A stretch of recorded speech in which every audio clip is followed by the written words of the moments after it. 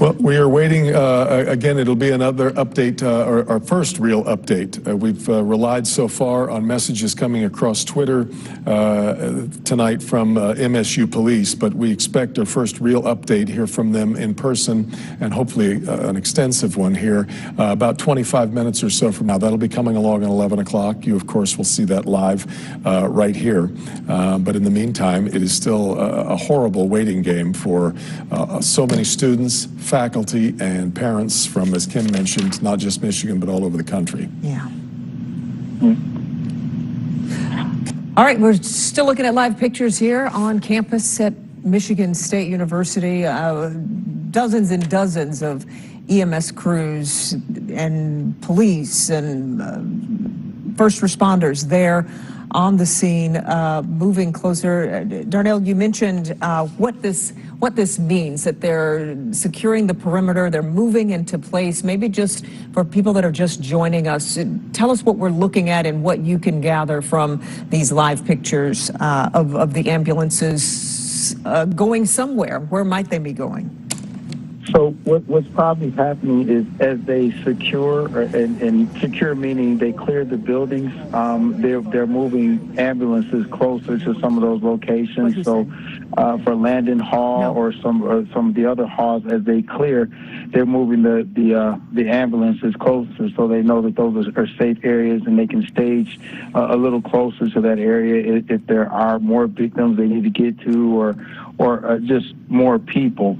So that's what's happening. They're probably going in strategically and clearing certain areas right now as well. Just going into buildings. They're going into residence halls, searching for the suspect, as well as just checking. They're breaching doors. If there's doors that are locked, that's why they got the axes and those things. So they just want to make sure that they can clear and secure as many places as they possibly could, and that's what they're doing at this point, as well as probably, I'm sure, tracking the suspect, tracking them with canines, tracking them with every other means. You know, they probably have people walking in grid areas, searching for them, everything they could possibly do to secure the area in the cover of night. They're trying to do. Yeah. That's exactly right, Darnell. Let me quickly address that. This is such a weird dynamic that happens in these things. There are people who find an opportunity in moments like this. And so there are a lot of pictures being passed around on Twitter right now of people who think that they know who this shooter is, or that they've seen a threat earlier online. And it's all mostly nonsense. But people, I learned this the hard way back during the Oklahoma City bombing. It is so weird and strange to me still, this many years later, that when something horrible happens, there are some who see an opportunity in it for either just boredom, goofing off, causing a little mayhem, or some who see an opportunity to forward their own ideology or philosophy or message or something like that. It's really, really strange that in the wake of these things where you've really got something very tragic has happened, others don't see the tragedy as quickly as they see an opportunity, Darnell. Yeah, absolutely, Devin. That's why, as you guys have been saying, and you know, I'll concur with you.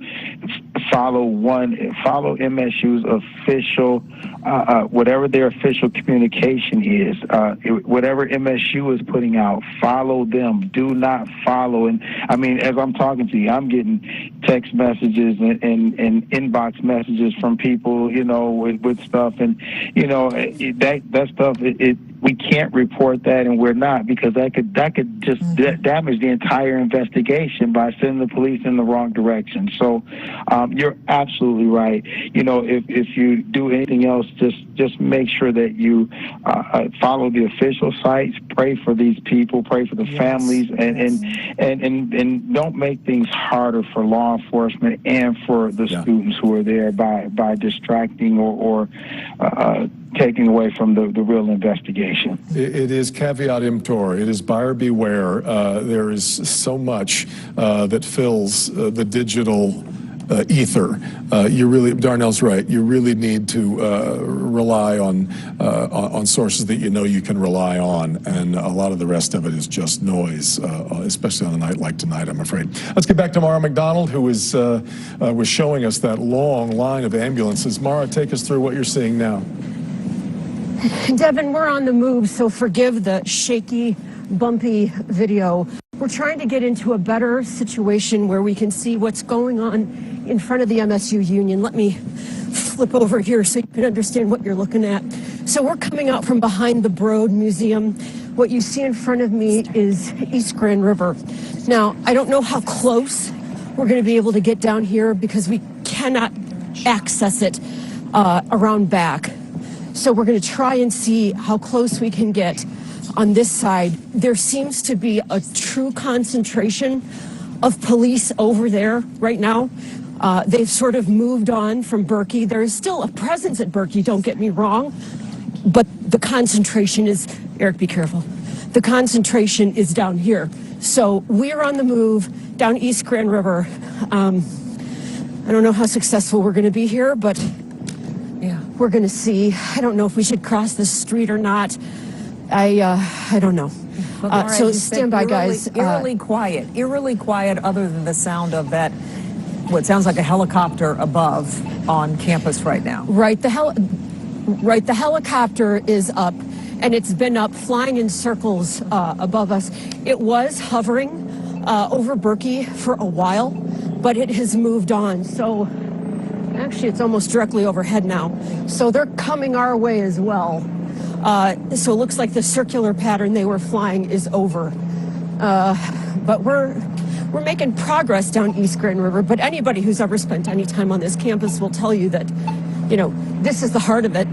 And typically you have mobs of kids, you know, running up and down the street, and it's completely empty. I haven't seen a single student out here the entire time. So the kids, at least, understand what it means to have to shelter in place. Yeah. You know, I mentioned earlier. Hold on, Eric's dragging the sticks, the camera, the backpack. We're having a logistics issue here. Yeah. Fortunately, Eric is one tough cookie. I mentioned earlier that. I mentioned earlier that a lot of what you see on social media is noise. There are also a few pearls of wisdom. A guy just tweeted out, think about this. There are MSU students currently sheltering in place that had to do the same thing at Oxford High School. Yeah, that's right. And not even a little more than a year ago, right? Twice in your life you've had to go through a mass shooting. It's just not what our children should have to go through. And you just pray for them and their families and just everything that's happening in the world today. It just is so scary. Yeah. So I have a friend whose daughter was at Oxford during the shootings. She just started her semester, her first year in January. Just dropped her off a month ago. Mm-hmm. It's just not fair. Talk a little bit about, you were saying that, so you've been texting with your daughter, and things are starting, it's now that it's gone on this long, there's more anxiety. They've grown up in a different world, so they're much more resilient than we are. However, it's going on 2 hours now, and I've noticed definitely a change in the mood, where before it was just like, oh, there's a shooter, we're in our room. Yeah. And now 2 hours later, it's, I want to come home. I got to get out of here. I don't want to, you know. Yeah. So there are kids that are hiding, and they're told, keep all the lights out, lock the door. Their phones, are starting to lose battery. So now they're not in touch with friends, and they're losing touch with the outside world, which panics these kids anyway. So as time goes on, the more wearing it's becoming on their mental well-being. And they're not being told it's all okay. That's right. No, and they're kids, so they're on social media, and they're saying, but I hear there's this, there's that, there's, and it's starting to really, I can see it from friends, and, not just my own daughter. I mean, there's 50,000 kids on campus dealing with this right now, and they're scared. Yeah, yeah, rightfully so. Rightfully is right, yeah. It really is. It doesn't matter how many times this happens, and I mentioned we're dozens and dozens of mass shootings. It's like the old saying, all politics is local. When you're in the middle of it, it's the only one that matters. Yeah. And it is a lot on your psyche and on your heart and on your mind. Yeah. And for others, it's been worse than that. We know that we've had a number of people wounded tonight, at least one person dead. That confirmation coming to us from a member of the Board of Regents earlier this evening. But we will await further information on just where things stand now, more than 2 hours after the first shooting. We have an update coming up about 17 minutes from now is when it's scheduled anyway, at the top of the hour at 11 o'clock, and you'll see that live. And that'll be really the first formal update that we've had other than Twitter messages and releases like that. Our Nick Monticelli is en route to Sparrow Hospital, which is where we're told some of the victims are being transported at this time. We hope to get an update from him here pretty soon. Darnell, if you're still on the phone with us, I have a question. One of the things that MSU PD, they tweeted out that they've cleared several halls, Brody Hall, Snyder Hall, Mason Abbott. They also put Berkey Hall in that list of places that they have cleared. What exactly does that mean? And if there was a shooting that happened inside Berkey Hall, which was what the initial reports were saying, would they be so quick to clear that area and add that to the list? Is that telling us anything? Not necessarily. You know, it's interesting. Cleared means literally that there is no shooter present in that particular hall. That it's safe in terms of it's secured in terms of there's no active shooter in that hall at this time. One of the things that's interesting is as Mara's walking toward the Union. The other part of that is that if there's a shooting that occurred, then it would be roped off. It's a crime scene. So that's why as Mara's walking toward the Union, I'm thinking about her going toward a specific side of the Union, and she may not be able to get too closely because if a shooting occurred there, they'd still have the building secured in terms of a crime scene roped off. So these Berkey Hall being cleared, that it sounds to me as if that there wasn't actually shooting in that hall, or it could have been cleared and they still have crime scene tape up and that kind of thing. And there was a shooting, but it definitely they feel that those areas are safe. Doesn't mean that you're to leave right now. I want to make sure that we're clear on that. Doesn't mean that you leave the hall. It just means that they did not find a shooter in those halls, and they've checked those halls. So again, that's what they're doing is strategically going to these places and searching for the active shooter in those halls right now. Yeah, okay. Darrell Blackburn has been with us pretty much the entire 2 hours. You've worked as a police officer there on the campus of Michigan State University years ago, and now you are our expert in crime and safety here at WDIV, providing us with valuable insight into what police could be dealing with as we go on a little more than 2 hours here after the first reports of that active shooter near Berkeley Hall. First reports coming in about 8:30, and then about an hour later, another reported shooting at IM East. IM East is a campus fitness center not too far away. I've been told about a mile away from Berkey Hall, excuse me, where police first reported those shots fired. Campus police still saying they're only looking for one active shooter. We know that there are reports of all sorts of things on Twitter and social media. Yes, Darnell. I'm sorry. So I just got a report from a source that the person is in custody. Oh. So that may be the update. Now, I can't validate that, but that may be the news that we are going to get Let's pray in the 11 o'clock hour. So that is somewhat pretty reliable source there at MSU. So that may be why there's the helicopter. There's not very much movement or activity, and so that could be. I can't definitely say, but pretty reliable sources gave me that information that. Possibly. Let's pray that is. That is really good to hear, Darnell. Exactly right. And how a reminder of how lucky we are to have you here, as a matter of fact. Let's get back to Mara McDonald. Mara, Darnell's source is telling him that there is a suspect now in custody. Are you seeing any noticeable change around you? No, not really, Devin. And I will tell you, the chopper is still up and it's flying over Central Campus, just that away. But we have moved down East Grand River. So to put this into perspective for you, Berkey Hall, where this whole thing allegedly started, is about 2.5 blocks that way. We are down now by the Union, the MSU Union. And I know that the police have said they have cleared all the buildings that they were looking at. I will, however, tell you that there is a tremendous police presence at the MSU Union, and there is a pretty strong police barrier there, which tells me that that is still very much an active situation.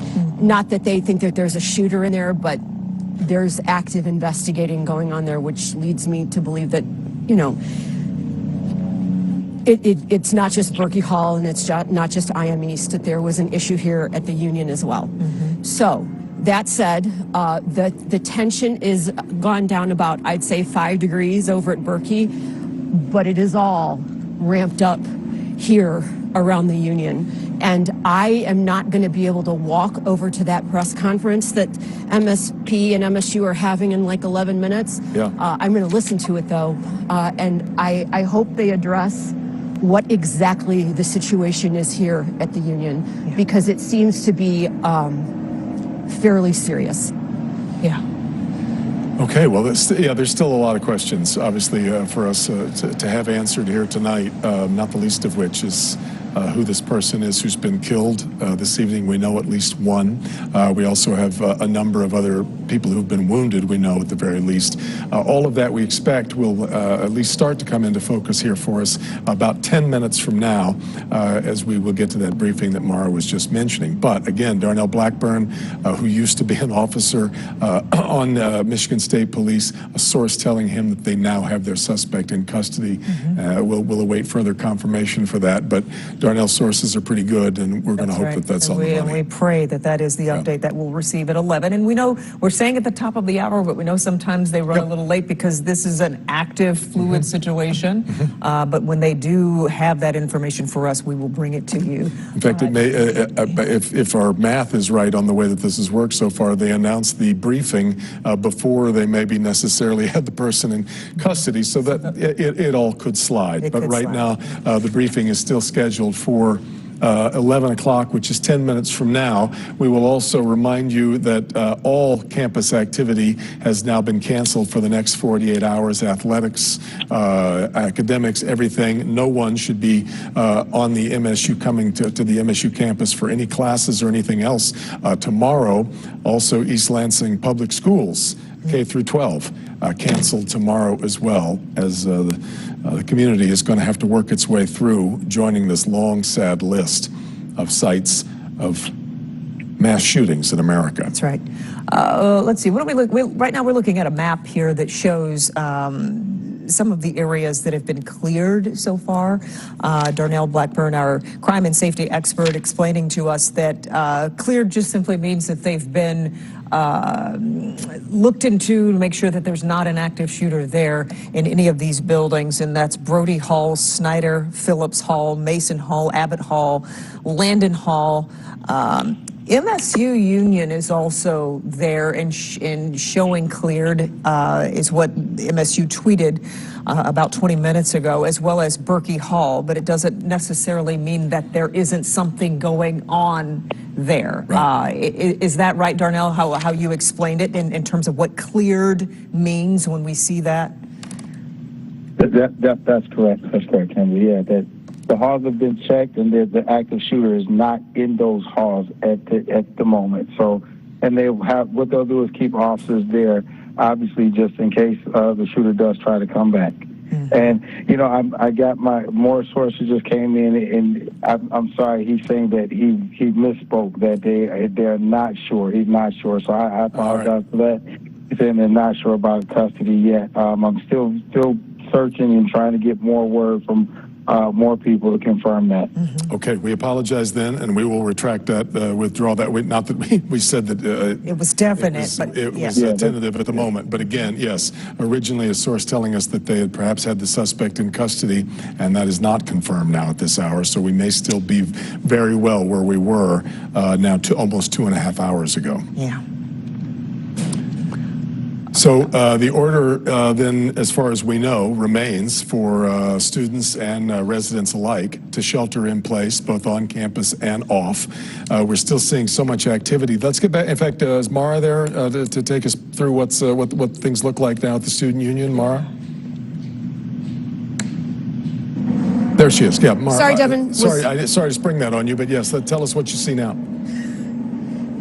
So, you know, when you asked me a minute ago whether I saw any definitive change out here, I don't see any definitive change. And the chopper is still flying really over central campus. I'm looking at it over my shoulder. It's not going anywhere. The focus when we first got here was spread all the way from, I'd say, Collingwood, which is where the Broad Museum is, all the way down East Grand River to the Union. Well, now there is still a police presence at Berkey. It is not as great as it was, but the concentration of everybody is down here at the Union, and they've got a very hardcore police line here. I mean, they don't want us remotely close. So there's an issue here, I guess is what I am trying to tell you. How severe the issue is, I don't know. But this is where the focus is, at least on this portion of campus. I am not near IM East. I'm really dead center in the middle of campus, so I can't speak to what that looks like over there, but the chopper is flying straight over my head right now. So they're looking for somebody. This is not over out here. Or if it is, they haven't told the guys on the ground. So I can't wait to hear what we're going to hear at 11 o'clock. But the focus now is definitely over at the Union, and I think it's going to be that way for a while. Yeah. Okay, Mara, we'll let you go try to find some more information. We'll talk to you in just a bit. Let's go to Pamela Osborne, who's also there on campus. Pam, you are at the location where the police briefing is scheduled to happen in about 6 minutes, though we know that could slide a little bit later depending on, all of this is so fluid. So 20 minutes ago or so, they said that they would have this. What are you hearing so far? Well, just about a minute ago when you guys were talking with Mara, we got an announcement, which is that briefing is still supposed to be taking place at the top of the hour at 11 o'clock. So when we saw you last, we were over at the IM East building, that fitness facility there. We're about 10 minutes away here at the Henry Center, and this is where they have everything set up. Media here right now staging at this area, waiting to get more information, confirmed information from law enforcement officials about where things are at with this search for the shooter and what we know or what we should be learning as far as victims and what has occurred here on campus today. Yeah. Okay. Well, Pam, as soon as you get some information, I know we will take that press briefing live, scheduled to happen in less than 5 minutes. But, you know, as we know, these things can stretch out and be a little late because they're trying to gather as much information as they can and help folks know what's going on. And we will just check back in with you when you have more. Just the logistics for police to get around all the places they need to get, coordinating with. Now we've got other agencies obviously that are involved, FBI responding as well. So trying to keep all of this coordinated. We won't be surprised at all if things don't exactly happen here at 11 o'clock. But we will continue to watch what's happening here around the campus. Which is still in lockdown at this hour, a shelter-in-place order going out at about 8:30 tonight. I'm still trying to get over what Kim said earlier, and the idea that we have a couple of people who left Oxford High School for Michigan State, and that this is their first semester, so essentially they're dropped off less than a month ago or about a month ago, and here we are again. Yeah. dealing with this? Our children, it's just asking too much. It's just, and another, a mother tweeted to me that her son is on campus, has been through, this is his second, and he was not at Oxford, but this is his second mass shooting drill to have to go through. So it really is just, it's too much. There's no doubt about it. We've got our reporters fanned out across East Lansing tonight, including Sparrow Hospital, where we know that a number of victims have been taken tonight. We don't know the severity of any of those wounds just yet. We just know that a number of people were injured or wounded in these shootings that took place earlier. We don't know really what the time space was, when shootings were occurring and when they actually stopped, because for the lion's share of the last 2.5 hours, it has been this search for a suspect with scant little to go on, at least as far as a description of the suspect. It's just really not much. Was in a mask and appeared to be short in stature. So that's not a lot, and that is where we are as we approach this 11 o'clock hour. We've been getting a lot of great valuable insight into what police are dealing with this evening as they work this situation from our crime and safety expert, Darnell Blackburn. Darnell, looking at your television now and just seeing the posture of police standing here, certainly a lot of flashing lights, but we are seeing some movement, cars moving slowly, people just kind of standing around. What do you gather from what's going on here? Well, they still have to secure the areas, and so I'm sure there's people actively, if the suspect is still out there, people actively looking for the suspect, but these other officers are securing these perimeter areas and securing the other dorms and making sure that that he or she does not come back or come to these areas. This looks like I think this is the union that we're looking at right now, the student union, where a lot of it, the area where it started. So that police presence being there, it shows me that this is a crime scene, that there's some sort of something happened here. If this is where the one victim who was reported deceased died, but this is the area where they're heavily concentrating on. It may be the starting point for all of this, as opposed to Berkey. This is in very close proximity to Berkey, for the most part, pretty close proximity. So it could be the starting point for all of this. And so this police presence, these people they're holding down the areas just to make sure that if the shooter is still out there, that he or she doesn't come back. Okay. Darnell, we appreciate it. Stay close. We will come back with you for further updates. But right now, it is the top of the hour. We want to just reset the show. Local 4 News at 11 is starting right now as we follow breaking news from Michigan State University, where police say shots have been fired on campus. Information has been, frankly, pretty limited throughout all this evening, but we want to walk you through what we know at this point. Are they ready to go at the... Oh, okay, let's take you to the news briefing right now. Oh, I'm sorry. I thought we were getting the signal for them to start. We will take you there just as soon as that begins. That's right. So let's just bring you up to speed and go ahead and reset for folks that might just be joining us for Local 4 News at 11, which is starting now. MSU says shots were fired about 8:30 this evening. This breaking news happening from Michigan State University, where this all started about 8:39 tonight, near the student union, maybe even at Berkey Hall, which is a location there that houses several classrooms. Okay, let's get you to that news briefing now that we've been expecting, live from East Lansing. Oh, they are just now setting up the microphones, I see. I'm sorry, I thought we were just about ready to go, but as you can see, this is the room where that briefing will be taking place. It does not appear that it is ready to start here at any moment, but we will continue to keep an eye on that. We do know that we have victims being treated right now at the hospital. We're waiting for word on their conditions. We also know that we have one person dead tonight, that confirmed to us by a member of the Board of Trustees. In fact, the chair of the Board of Trustees. whose child is also a student in Michigan State, so had to get off the phone of us so that they could get back on the phone with their child. And we've heard from an awful lot of parents who have just been going through this horrifying night of hoping that their child is okay. Yeah.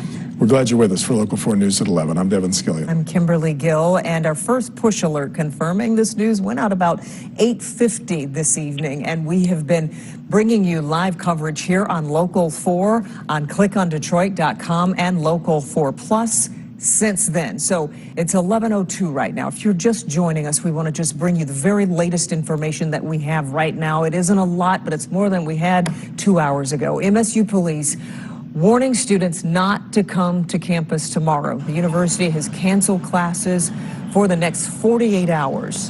There's a limited description of the suspect. He's described as a small man with a mask.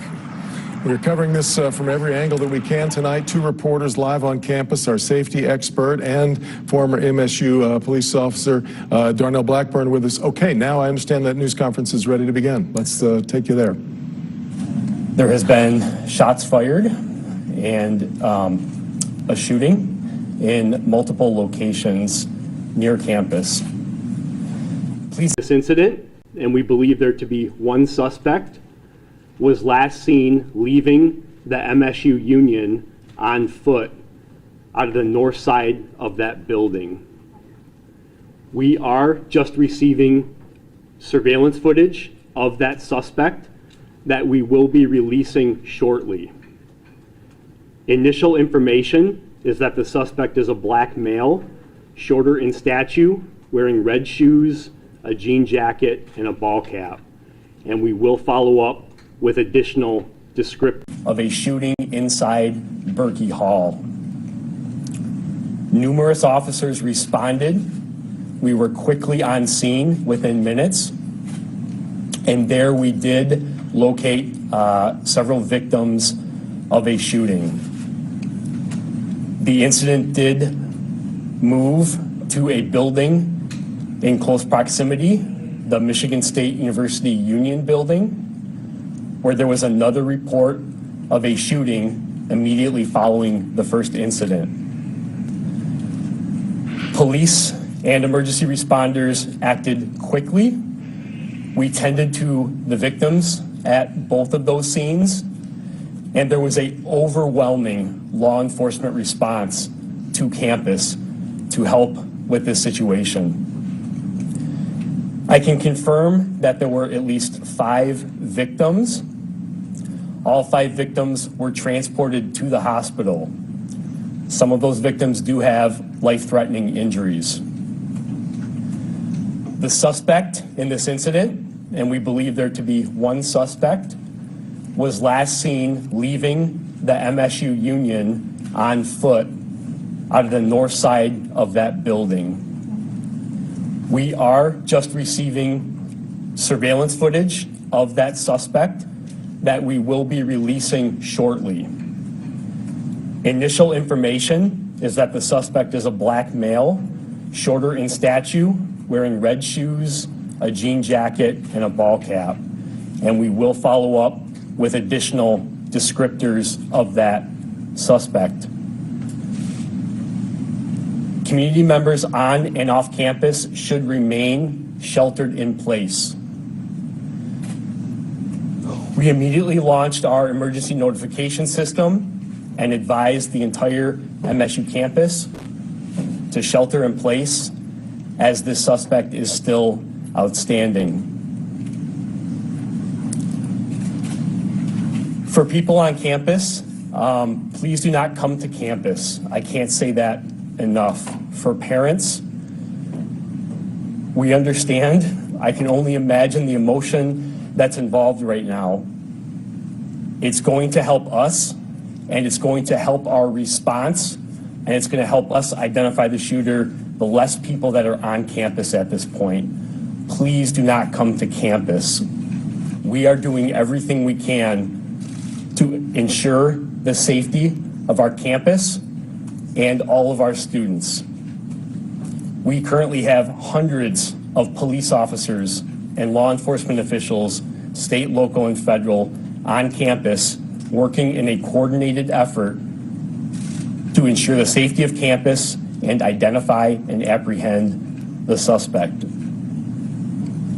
All campus activities will be canceled for the next 48 hours, including sporting events, classes, and all campus-related activities. Please follow our Twitter page for updates. We are sharing live updates at that location. I can't stress this enough. You're probably hearing a lot of information and misinformation right now from social media, the scanner, calls that we're receiving that are not accurate. We strongly encourage you to follow the accurate information source, and we will continue to provide as many updates and accurate updates as we can. There has been false reports of additional shootings. There has been false reports of the suspect seen in numerous different locations. Those reports are not accurate. Please follow us for accurate information. As I said, we're very early on in this investigation. It remains ongoing, and we are going to continue to meet back here and provide updates on the hour. We wanted to provide as much accurate information as possible right now, and we will continue to do that moving forward. As I said, information is very preliminary at this point, and we are working very hard to gather that information, to accurately get it out to our community, to students, to parents, and to everybody who needs that information. Please know that the safety and security of this campus and our students is our absolute priority at this point. We will meet back here at midnight for an additional update. We will push out some information, including a photograph of the suspect that we just obtained immediately following this briefing. Thank you, and we'll see you back here in an hour. Waiting to see if he's going to take any questions, and apparently not. That is Chris Roseman of the Michigan State University Police giving us a little bit more than we had earlier. Unfortunately, not a ton. We do have a description now of the suspect. We know that it is a shorter black male, last seen wearing red shoes, a jean jacket, and a ball cap, and they have surveillance video that they will be releasing soon, and just obviously just as soon as we can get our hands on that, we will share that with you, because the issue right now is getting to this suspect. Absolutely. Let's go to Mara McDonald. She's still live on campus with what she's seeing and hearing right now. Mara. So Kimberly, we're at the Union, and as you can see, the police. Wait, Mara, we can't hear you. Can you talk in the mic a little bit more? Maybe your mic is muffled under your coat, or. Do you think? Hold on, it shouldn't be. Hold on. Let's see. Hold on. Photog Eric is adjusting here. How's that? Or is it on? Yes, we got it. There we go. Thank you. Here we go. Okay, so we are at the Union, or very near the Union. You can see they have pushed the police perimeter back here. This is really where the focus of this investigation is right now. So, Eric, be careful, the sticks are right behind you. So, let me take you on a tour of what we're seeing out here. Where you see the cars coming down there, that's where Berkey Hall is back there. It's where you heard MSU police confirm that's where all of this started. So it starts down there, shots fired at Berkey, and then the suspect ends up here at the Union. You have people who were shot at both Berkey as well as the Union. And anybody who's been in the Union on any sort of evening can tell you it's jammed with people. I don't think I've ever been in there when it wasn't filled with kids. So the situation at Berkey has calmed down. The situation over here is only increasing. And there are, I'm trying to put this delicately, there are things that the police are trying to shield from us that are on the ground there. that, we'll see what it is once all is said and done out here, but that is clearly where the majority of this investigation is going on right now, is out here at the Union. 5 people taken to Sparrow. What I did not hear in that press conference is the fatality, whether that fatality was taken to Sparrow as well. I don't know if that's included in the 5 that were taken. So I still have a lot of questions. They said we'd be back here in an hour, and certainly the police presence out here on this campus is intense. They've got, I can't imagine the tech that is out here, and that chopper continues to fly overhead. I wouldn't be surprised if we've got drones out here as well, looking for heat markers. There's a lot they've got to do tonight. This guy is still on the loose. Devin, Kimberly. Yeah, right, Mara, and that is exactly why the shelter-in-place order remains in effect. 5 people we did have were confirmed for the hospital, but yes, we earlier this evening got it from a member of the Michigan State Board of Regents that there has been one fatality, but that was not mentioned tonight at all in this press briefing. Yeah. Let's go to Pamela Osborne. She was there for the briefing, and she joins us live. Pam, this is so difficult, and something that Mara pointed out, that Chris Roseman, he did not mention the fatalities. He did say 5 victims have been taken to the hospital, some with life-threatening injuries. Yeah. Yes, and that was as specific as he got on that situation. But since we're here, why don't we talk a little bit more about what else was said in that press conference? This incident started at 8:18 at Berkey Hall, as Mara was saying. They got several 911 calls there. Just as soon as they got there almost, there was another reported incident, this one at the Student Union. Now, police said that they tended to victims at both of those locations. As we've mentioned, 5 people transported to the hospital, some of those people with life-threatening injuries.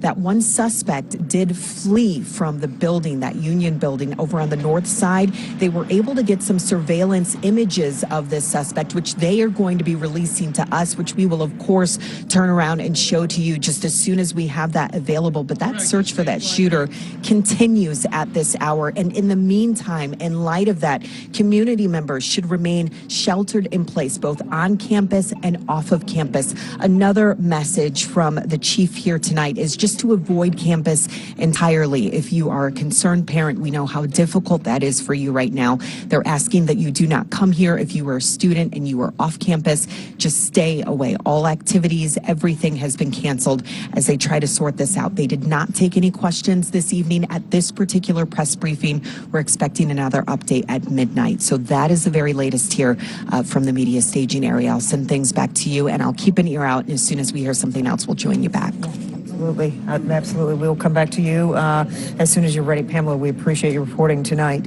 Yeah. I believe we have Andrea Ferguson with us now on the phone. Andrea, are you there? Yeah. Andrea, your family falls into one of these. We mentioned this earlier. It's unimaginable to me, but you have a child from Oxford who went through the shooting at Oxford High School who's now at Michigan State. Is that right? Yeah, it's a surreal experience, to be honest with you. I never expected in my lifetime to have to experience 2 school shootings. And there's several kids there that our daughter's friends with that are going through the same thing. It was very shocking, to say the least. It defies the imagination. Tell me a little bit about what this evening has been like for you as a parent. Well, first of all, our daughter was across campus near where the shooting happened, and she had just ended class and hopped on a bus and went across campus and called me. And while we were on the phone, all of a sudden she started getting text messages, and it was like reliving Oxford all over again. It was surreal. It was the phone call, the word shooting, shooter. it was surreal. And then we started getting the emails, and that's when we knew that it was serious. But we also knew, you know, the rumor mill goes crazy, and you really have to avoid that. You've had experience with that part too, unfortunately. Your daughter that just started in this semester, right? Just started in January, so is still pretty new to East Lansing and the campus, even a right? month, maybe a little over a month. Yeah, she hasn't even been there. Yeah, and as a matter of fact, this week we're celebrating her being 10 years cancer-free, so it was supposed to be a celebratory time. Wow, that is and so here much. we are, another school shooting. You have to, how does, so far, I know you've been in communication with her, how does she seem tonight? Is this, you would expect this to light off all kinds of horrible memories and images for her. How is she tonight? It was terrifying. It was absolutely, unbelievably terrifying. But I have to say, once the reality kicked in, you know, she knew what to do. And that's what's important, is that the kids know what to do. You know, they've been trained on this. The worst skill set to have to develop, right? Yeah, but it's true. Yeah, it's really, really surreal to have to worry about this and to actually know exactly what to do. I mean, my husband and I both went into action like never before. I'm certain that's true. We just hit, as we mentioned earlier, November was just the one-year anniversary. So what happened at the high school was sort of refreshed for you and your family again, right? Well, our daughter graduated last year, so we were pretty happy to say goodbye to that school year. No doubt about it. And, you know, just trying to look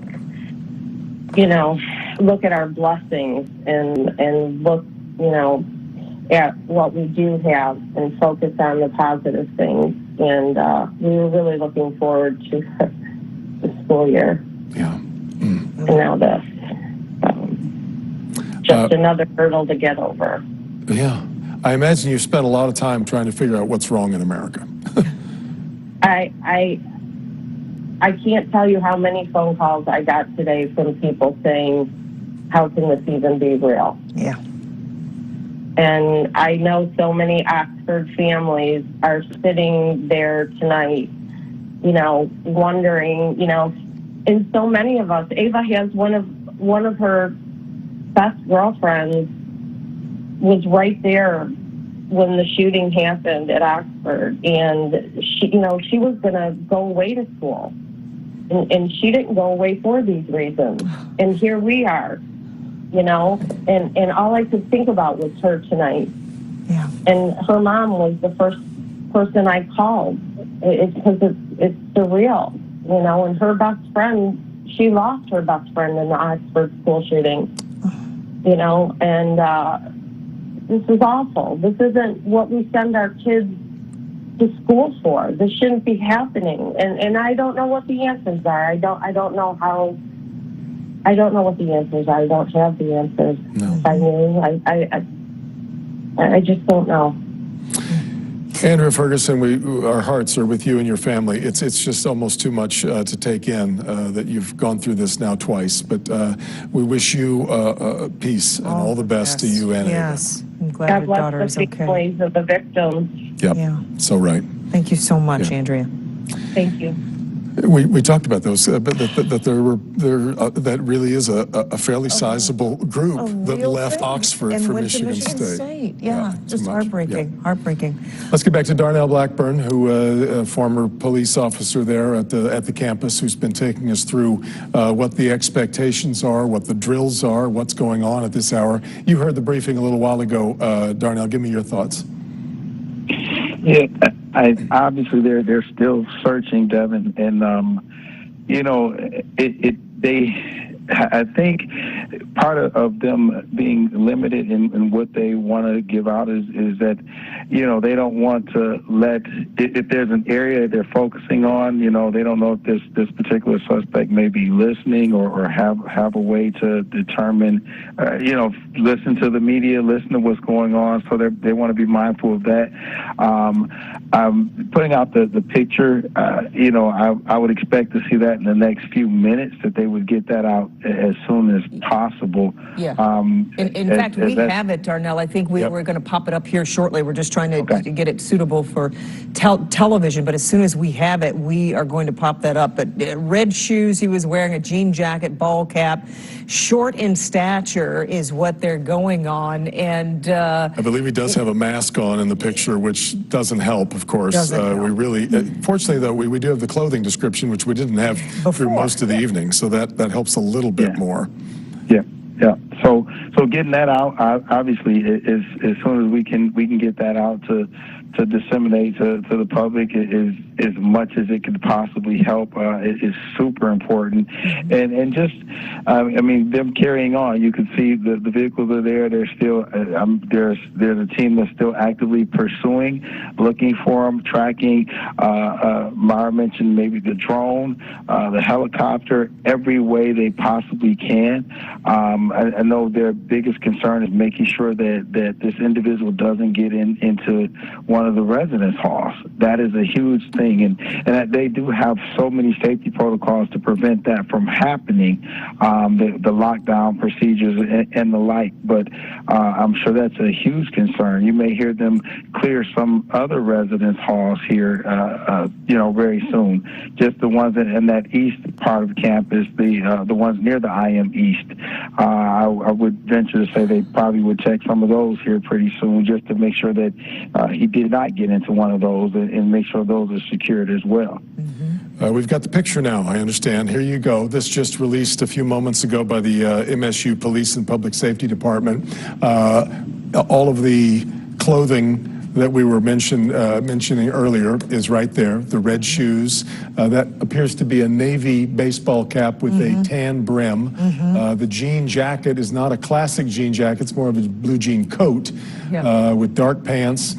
And we know that this I'm zooming in here to see. Yes, it does appear the mask is kind of it's kind of hard to tell there, but there's the most of the face is being hidden by a mask, but a shorter in stature, and this is who police are seeking and have been looking for now for about 3 hours. The red shoes certainly stick out. As you said, everything else kind of dark. The pants dark, hat, jean jacket, wearing red shoes, and I believe they reported last seen leaving the MSU Union. So again, this latest update from MSU Police saying that he's still at large, and this is the suspect that police are looking for tonight. I just tweeted this out. I don't usually beg for retweets, but let's spread this as far as you can. I just actually retweeted the MSU Police Department, but look at this spread as far as you can, because Darnell, at moments like this, although it is tough, isn't it, Darnell? You've got a shelter-in-place order. It's harder to rely on citizens when they can't go anywhere, right? You're telling them to stay home. Yeah, definitely. But, obviously, if you see them, Devin, I mean, if you see somebody trying to get into a building, trying to get that matches this description, you already know. One thing I want you to take note of, too, is I believe he had on like a black jacket or a black sweater under the jean jacket. That he could easily shed that jean jacket. And was that a backpack I saw as well? It's hard It's hard to tell. There seem to be straps over the shoulders, so I'm thinking it's a backpack.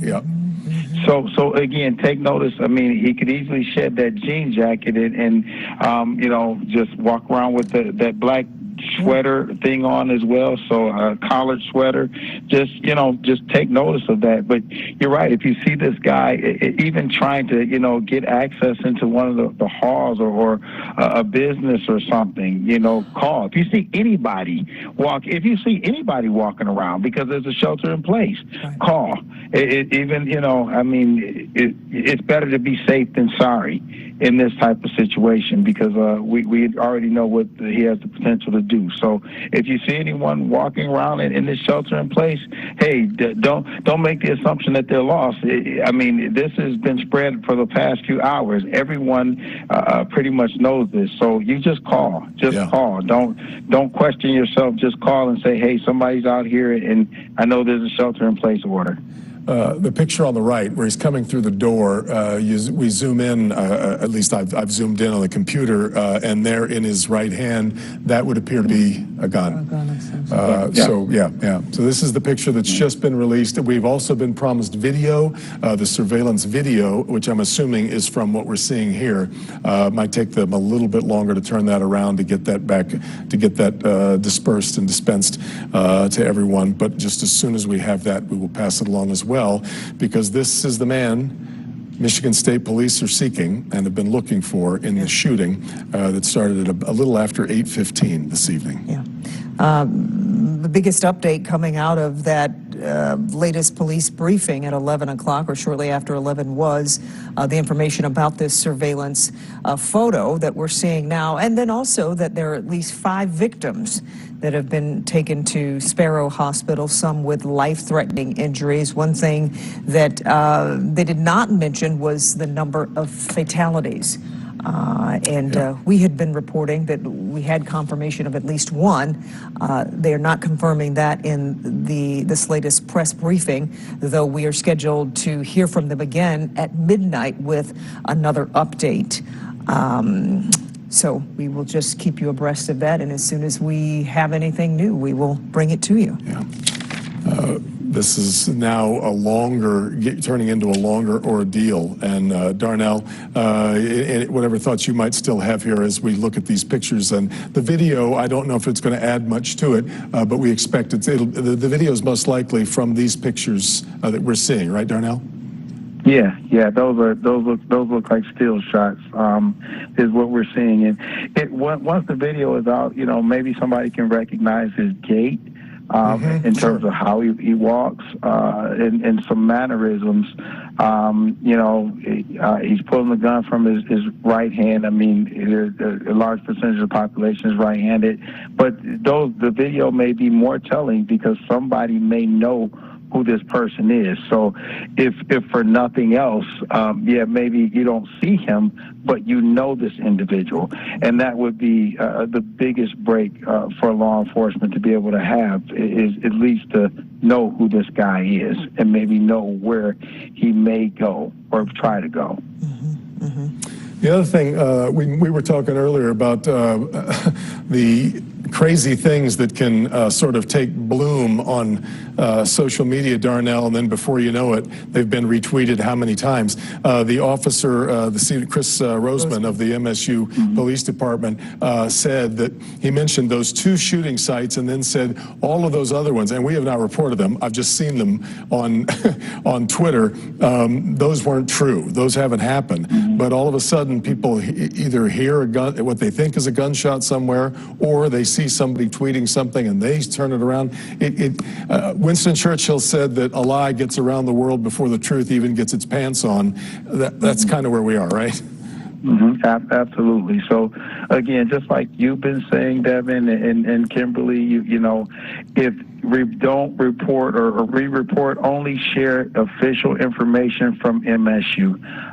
If that's for the general public, that is it. Again, I've been receiving inbox messages since this has happened, and just don't share anything unless it's officially from MSU. Don't speculate anything like that, because it just jeopardizes the investigation. These are official pictures.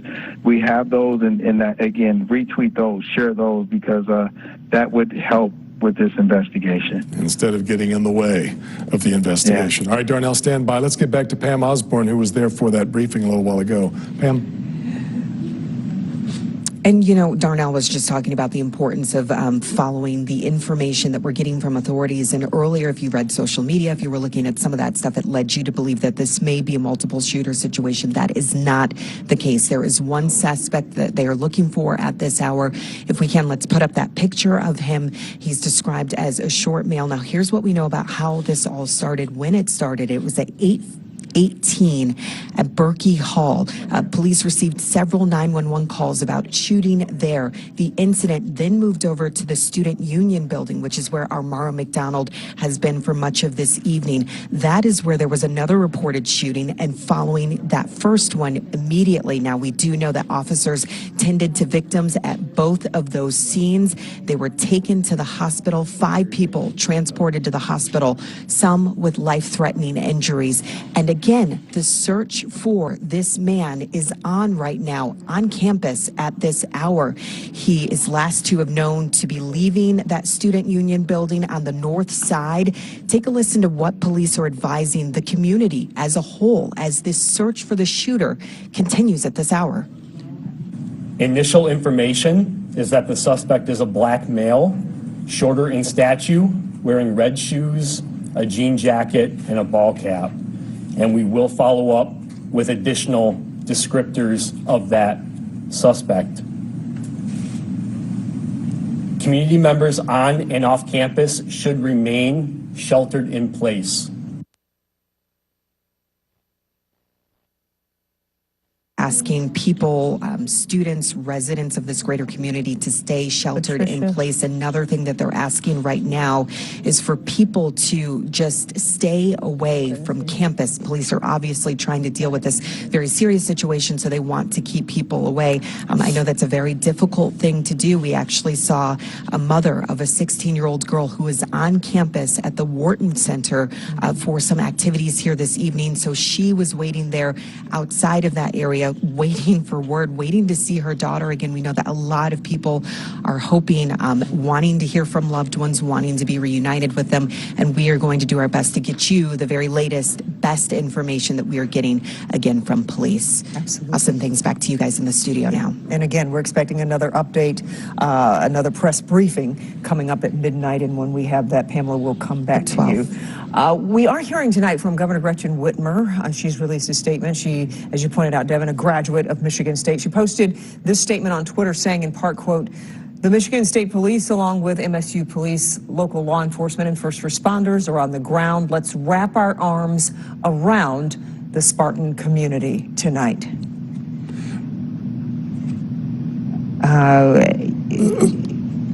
Go to the photo. There we go. Yeah. We want to put the photo up again of the suspect who police are looking for tonight.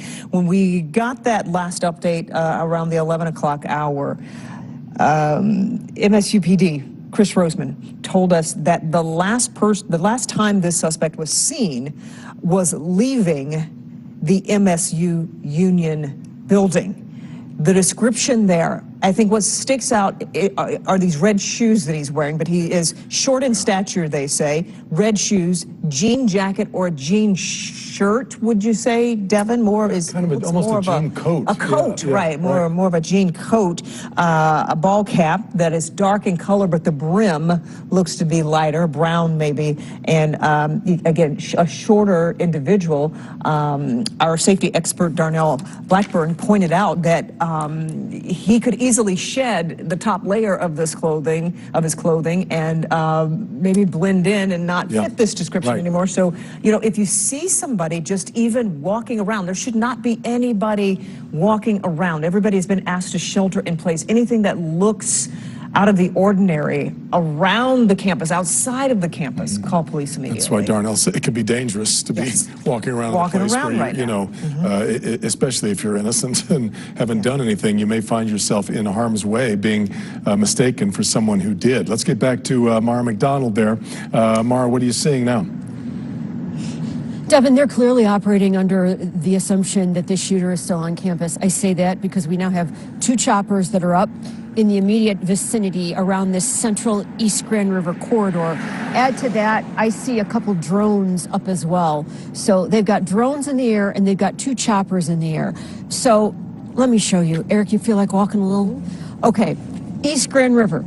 This whole thing starts about 2.5 blocks away at Berkey Hall, which is essentially right on East Grand River. It's next to the Broad Museum of Modern Art, and if you have ever been up on the campus, you can't miss that building.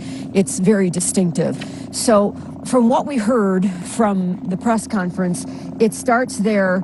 The shooter then takes off going 2.5 blocks this way. Whether he ran down East Grand River or ran down the street behind here or through the alley is unclear, but he makes it over and into the Union. I will tell you that the police presence has lessened over at Berkey where it started, and I mean all the concentration is here at the Union, and there is a pretty hefty police perimeter here.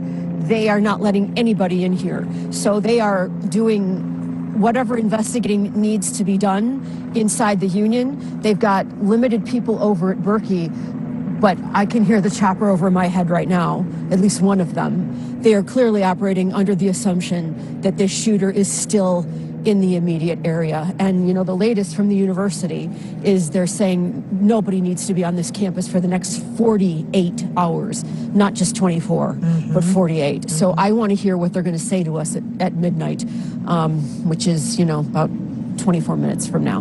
We'll see what they have to say. But I guess what I'm trying to impress upon you, or everybody at home, is nothing has changed out here as to how the response is.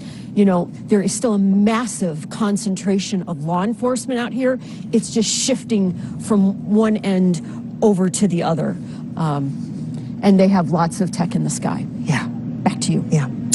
We're going to continue showing you these pictures and bringing you the description as we have it, because at this hour, this is where all of this lay at the moment, as this search continues on this massive campus among 50,000 students for this person. Here again is the picture of the suspect, again described as a short in stature, black male, with a baseball cap that we can see from these pictures is a tan-colored brim and a navy cap, a jean coat, as we've been calling it. It was described earlier as a jean jacket, and perhaps most notably, those red shoes. And if we zoom in, we see that he also seems to have a backpack. A backpack. It looks like at least the straps are gray in color. Trying to just zoom in on my phone here. You know, it looks as if this shirt or coat is almost oversized, and that he could even be wearing a hoodie. As I zoom in closer, does that look like it's a hoodie around his neck that is underneath this jacket or coat or whatever it is? The point is, he could be layered up and could easily shed one of these layers and not be wearing this jean jacket. So we think the biggest thing is maybe the shoes to look for, and hopefully we will get some surveillance video here pretty soon, and maybe somebody recognizes his gait or something else that's distinct about him that will help police to find him. And I'm sorry to bring you a sad update here. Michigan State Police have now confirmed that 3 people have been killed in the shooting this evening.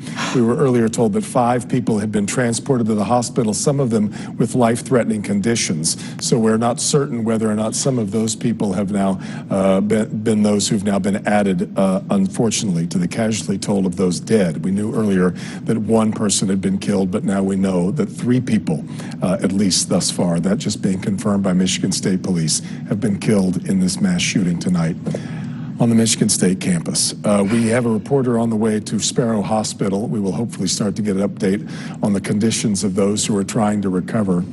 In fact, Nick Monticelli is there right now. Nick, give us a little bit of the lay of the land there at the hospital, where now a lot of the attention is going to start to be focused. Sure, Devin, good evening to you. So you're not going to see my face. I'm also behind the camera right now. As you can imagine, all of us just got in our cars and started driving towards East Lansing. The scene outside of Sparrow Hospital here is, I don't want to say quiet, but it is certainly much tamer than the scene over on campus. As you can look and see, there's not a whole lot of people outside the emergency entrance here to Sparrow Hospital. I can zoom in here and show you there are officers milling around, talking to people as we go here. If we can move over just a little bit here towards the right, there's another officer parked behind, or security, I should say, parked behind that sign right there. as we show you the entire building here. This is one of those situations where, as you can imagine, it's just so early. It's too soon for anybody to be congregating yet at the hospital.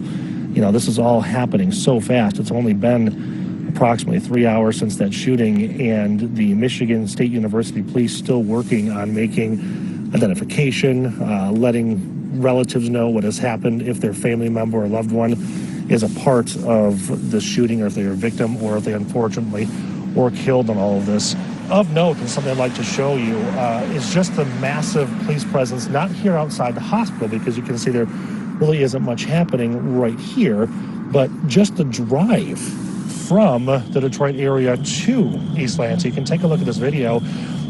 Starting at about the Genoa Township area, we started noticing that there were massive amounts of federal and state and local and some county officers and deputies making their way towards this area. In fact, there's even a Huron Valley ambulance that was sent over here. Oakland County SWAT team was in this caravan as well. A lot of law enforcement just making their way west towards East Lansing, just trying to offer a hand for whatever might be needed out here. Because in a situation like this, Devin and Kimberly, you can imagine that when somebody is on the loose on a campus that size, it is almost impossible to set up a perimeter and guarantee that that person, the suspect, is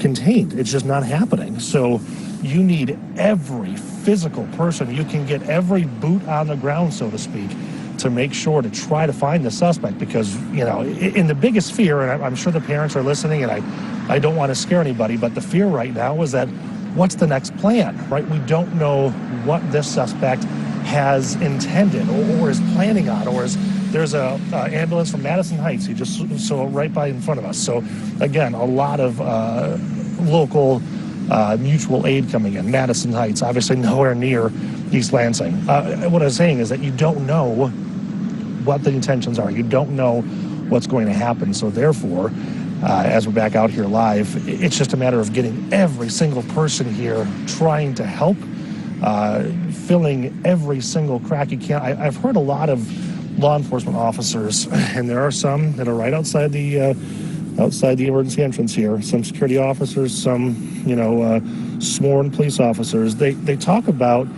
finding somebody in a situation like this as dumping water into a jar full of rocks. And just bear with me on this analogy for a moment here, because there's so many crevices, so many different hiding spots on a campus that size. And obviously it's been 3 hours plus now, so the suspect could be anywhere in the state of Michigan at this point.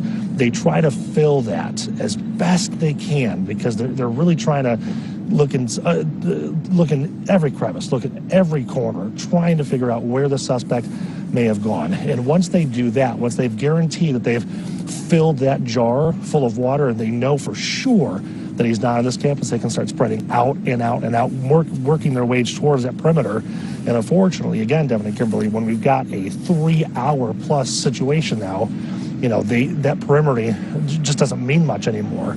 And now they're really concerned about what's going to happen next, again, because nobody knows the intentions. Was this a targeted situation? Was this a random thing? And that is what law enforcement officers will tell you, is that when it's a random attack, that's the worst, because there's no rhyme or reason. They are not going after anybody in particular.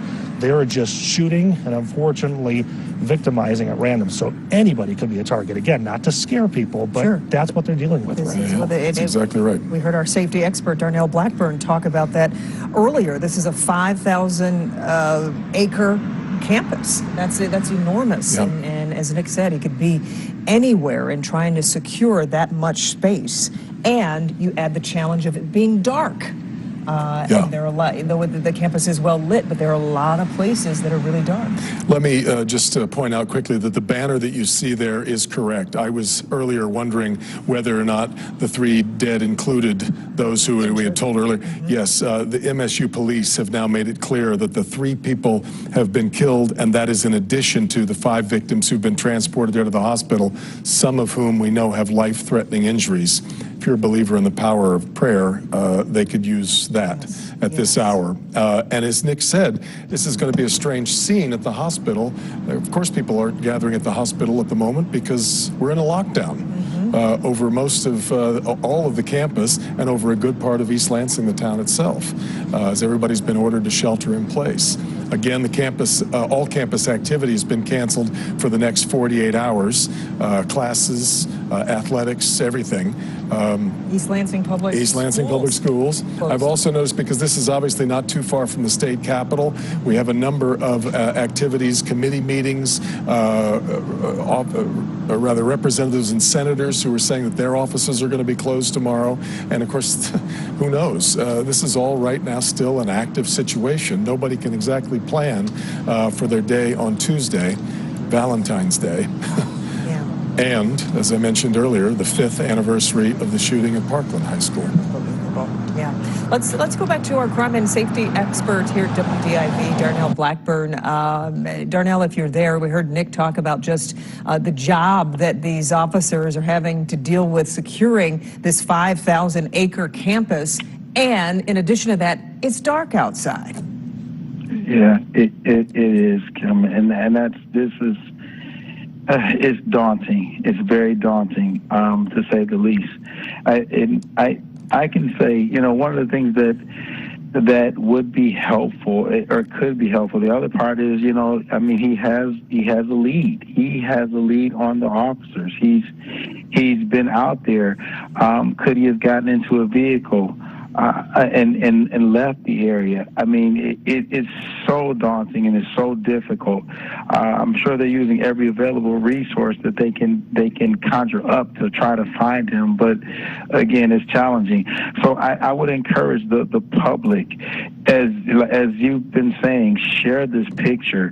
If somebody knows this person, somebody knows who this person is. And so if they have left the campus, if he's left the campus, somebody can identify him and find out where his whereabouts are, or somebody may know him and know what his way of thinking is. Somebody recognizes the shoes, somebody recognizes the clothing that he's wearing, and also being mindful of this too. Those oversized those clothes are oversized. He could have a bulletproof vest on under that, or anything. He's obviously prepared to do this, and so being mindful of all those things from a law enforcement perspective, he could very well have a bulletproof vest under this, and so if it becomes a situation where lethal force is involved, he may be somewhat protected. It's so many challenges to this thing, but really it's now our job as citizens and the public to really look at these pictures and disseminate them to as many people as we can. If he's gotten away and stops at a restaurant or rest stop or something along 96, for somebody to be able to say, hey, this is the guy. So I think that's our job, and as well as to shelter in place and stay safe and don't convolute this for the police. Don't send out any misinformation or anything like that. We just and to continue to pray for the victims and their family and law enforcement that they can apprehend this guy swiftly. Yeah. We are still waiting for the video, the fuller video of this to be released. And Darnell, you were pointing out earlier that might be more helpful than we might suspect. If he has a singular sort of gait or a way of walking or some sort of mannerism that might, especially since he's wearing a mask, it seems here in this picture, there might be something about his physicality that just might trip a thought to someone, right, Darnell?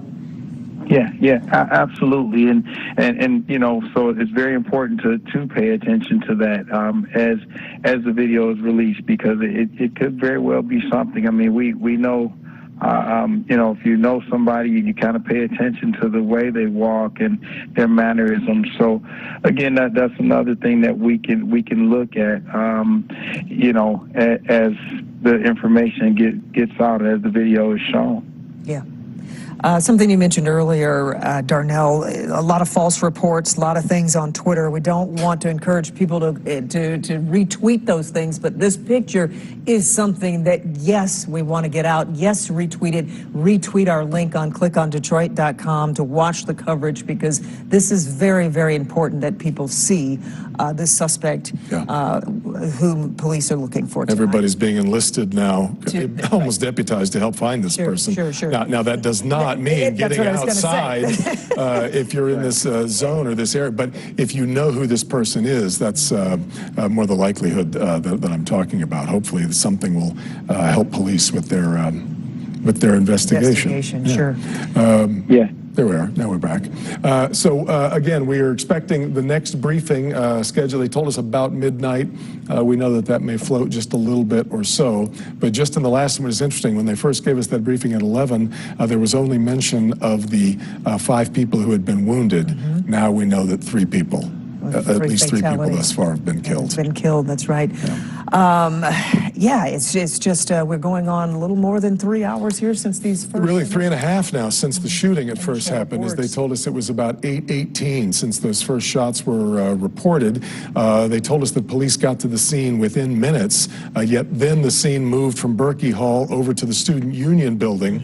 All of the other the shootings that we've seen people talking about, hearing about, all that on Twitter, police did not confirm any of those. It seems to have been contained to those 2 locations, Berkey Hall and the Student Union, at least in the early part of the evening. But where this suspect went after that is the question of the night. Well, one of the things that the officer, Chris Roseman of the MSUPD, said that the suspect was last seen leaving the MSU Union building, and our Mara McDonald has been there most of the night, and she says that's where most of the activity remains at this hour. Okay, we're going to go back to Nick Monticelli. He's at Sparrow Hospital just to let us see what is going on there, where we know at least 5 victims have been taken there to the hospital. Nick, what are you seeing? Yeah, so Kimberly, what we're seeing right now is an increased presence both from law enforcement and the medical community. I've seen a lot of police officers kind of circling the building right now. Because they recognize that this location, hold on just a second here.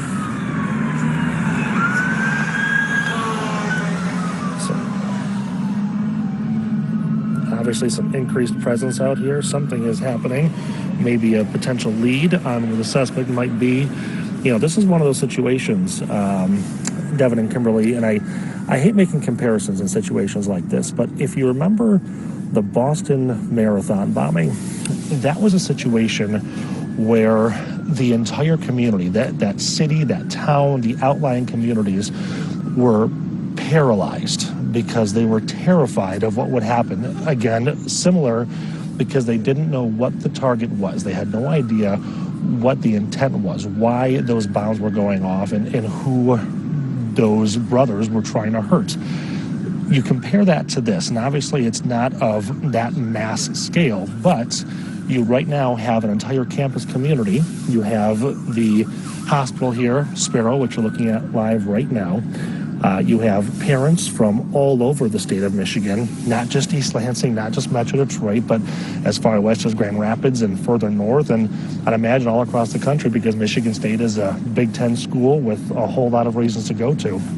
A lot of people, again, paralyzed and terrified because they are in lockdown. They don't know where this suspect is. They do not know what the intentions are. They do not know if there is another target. I was just talking to a friend of mine who is a Michigan State student. She's a senior set to graduate here just in a couple of months, maybe even just a couple of weeks or so. And they are locked in their apartments, not even on campus, a mile or so off campus. And they are terrified, again, because it has been 3.5 hours and this suspect could be anywhere. So they have locked their doors, locked their windows, closed the blinds, shut off all the lights, and they are just huddled in on the floor of their apartment, just trying to make sure that, as you see some activity here at the emergency room, just trying to make sure that on the off chance that that suspect goes to their apartment building, goes to that complex, looking for another victim, that their unit isn't a target. And that's, if anybody is listening, if anybody is watching, some people tend to think that the shelter-in-place thing is a gimmick. I promise you it's not. It's not just a tactic used by law enforcement agencies. It's not just something that the universities tell you to do. That can save lives because, again, nobody knows what's happening right now as far as that shooter's intent. If he is looking for another victim, somebody else to shoot, he's going to start looking for any signs of activity. And I promise you, a locked door, a locked window, a light turned off can make the difference, Devin and Kimberly. Absolutely right. Nick Monticelli reporting for us at Sparrow Hospital. We'll get back to you in a bit, Nick. We just want to go back and talk to Mara McDonald, who joins us. She is live in the center of campus, still right near the Union building. Mara, does it still seem that the most police presence is still there behind you? Kimberly, the most police presence is definitely surrounding the Union right now, but we just saw a tremendous amount of activity around here. I'd say within the last 3 minutes, we saw about 12 squads go flying out of here east on East Grand River, so they're heading out of campus. Sorry, I just want to see what the ambulances are up to. So we had a huge movement out here, and then, you know, it has been so quiet out here. They really have been keeping their sirens wailing to a minimum. And then I'd say within the last 3 minutes, again, we heard a tremendous wail of sirens. So they're on the move. Why they're on the move is unclear, whether it's a sighting or something else has happened. We have seen resources getting moved out here. So something's up. And the chopper has moved out as well, both choppers and the drone that they had flying out here. So that has moved, but I would say the center of, I'd say the police, most of the police action as far as on campus is definitely still here at the Union. They're not letting anyone, I mean, this is as close as I can get to this. They don't want anyone beyond the perimeter. As a matter of fact, the hotels, the restaurants, everything down here completely shut down. They don't want anybody near anything. Back to you. Okay. Mara McDonald, we appreciate it. Darnell, there can be a lot of reasons, I suppose, when there's an active search going on for police cars to break off from wherever they are to try and track down leads or whatever kind of calls they might be getting, right, Darnell? Hearing that someone just shot themselves in not too far in the Lansing Township area, not too far from campus, and that someone that may be related. Can't definitely say that, but that's what I'm hearing. And a lot of those units did head in that direction. It looks like. So it could be somewhat related. Not sure. But I'm hearing that is happening. Not confirmed, but there's been some scanner traffic to that effect. But as I said earlier, we have to be careful with because people on the scanners make mistakes. They hear different things as well at the same time. So we will wait for that, for further word on that. I can also, though, tell you that the news briefing that we were expecting about 2 minutes from now has now been delayed until 12:20 a.m. So about another 20 minutes or so.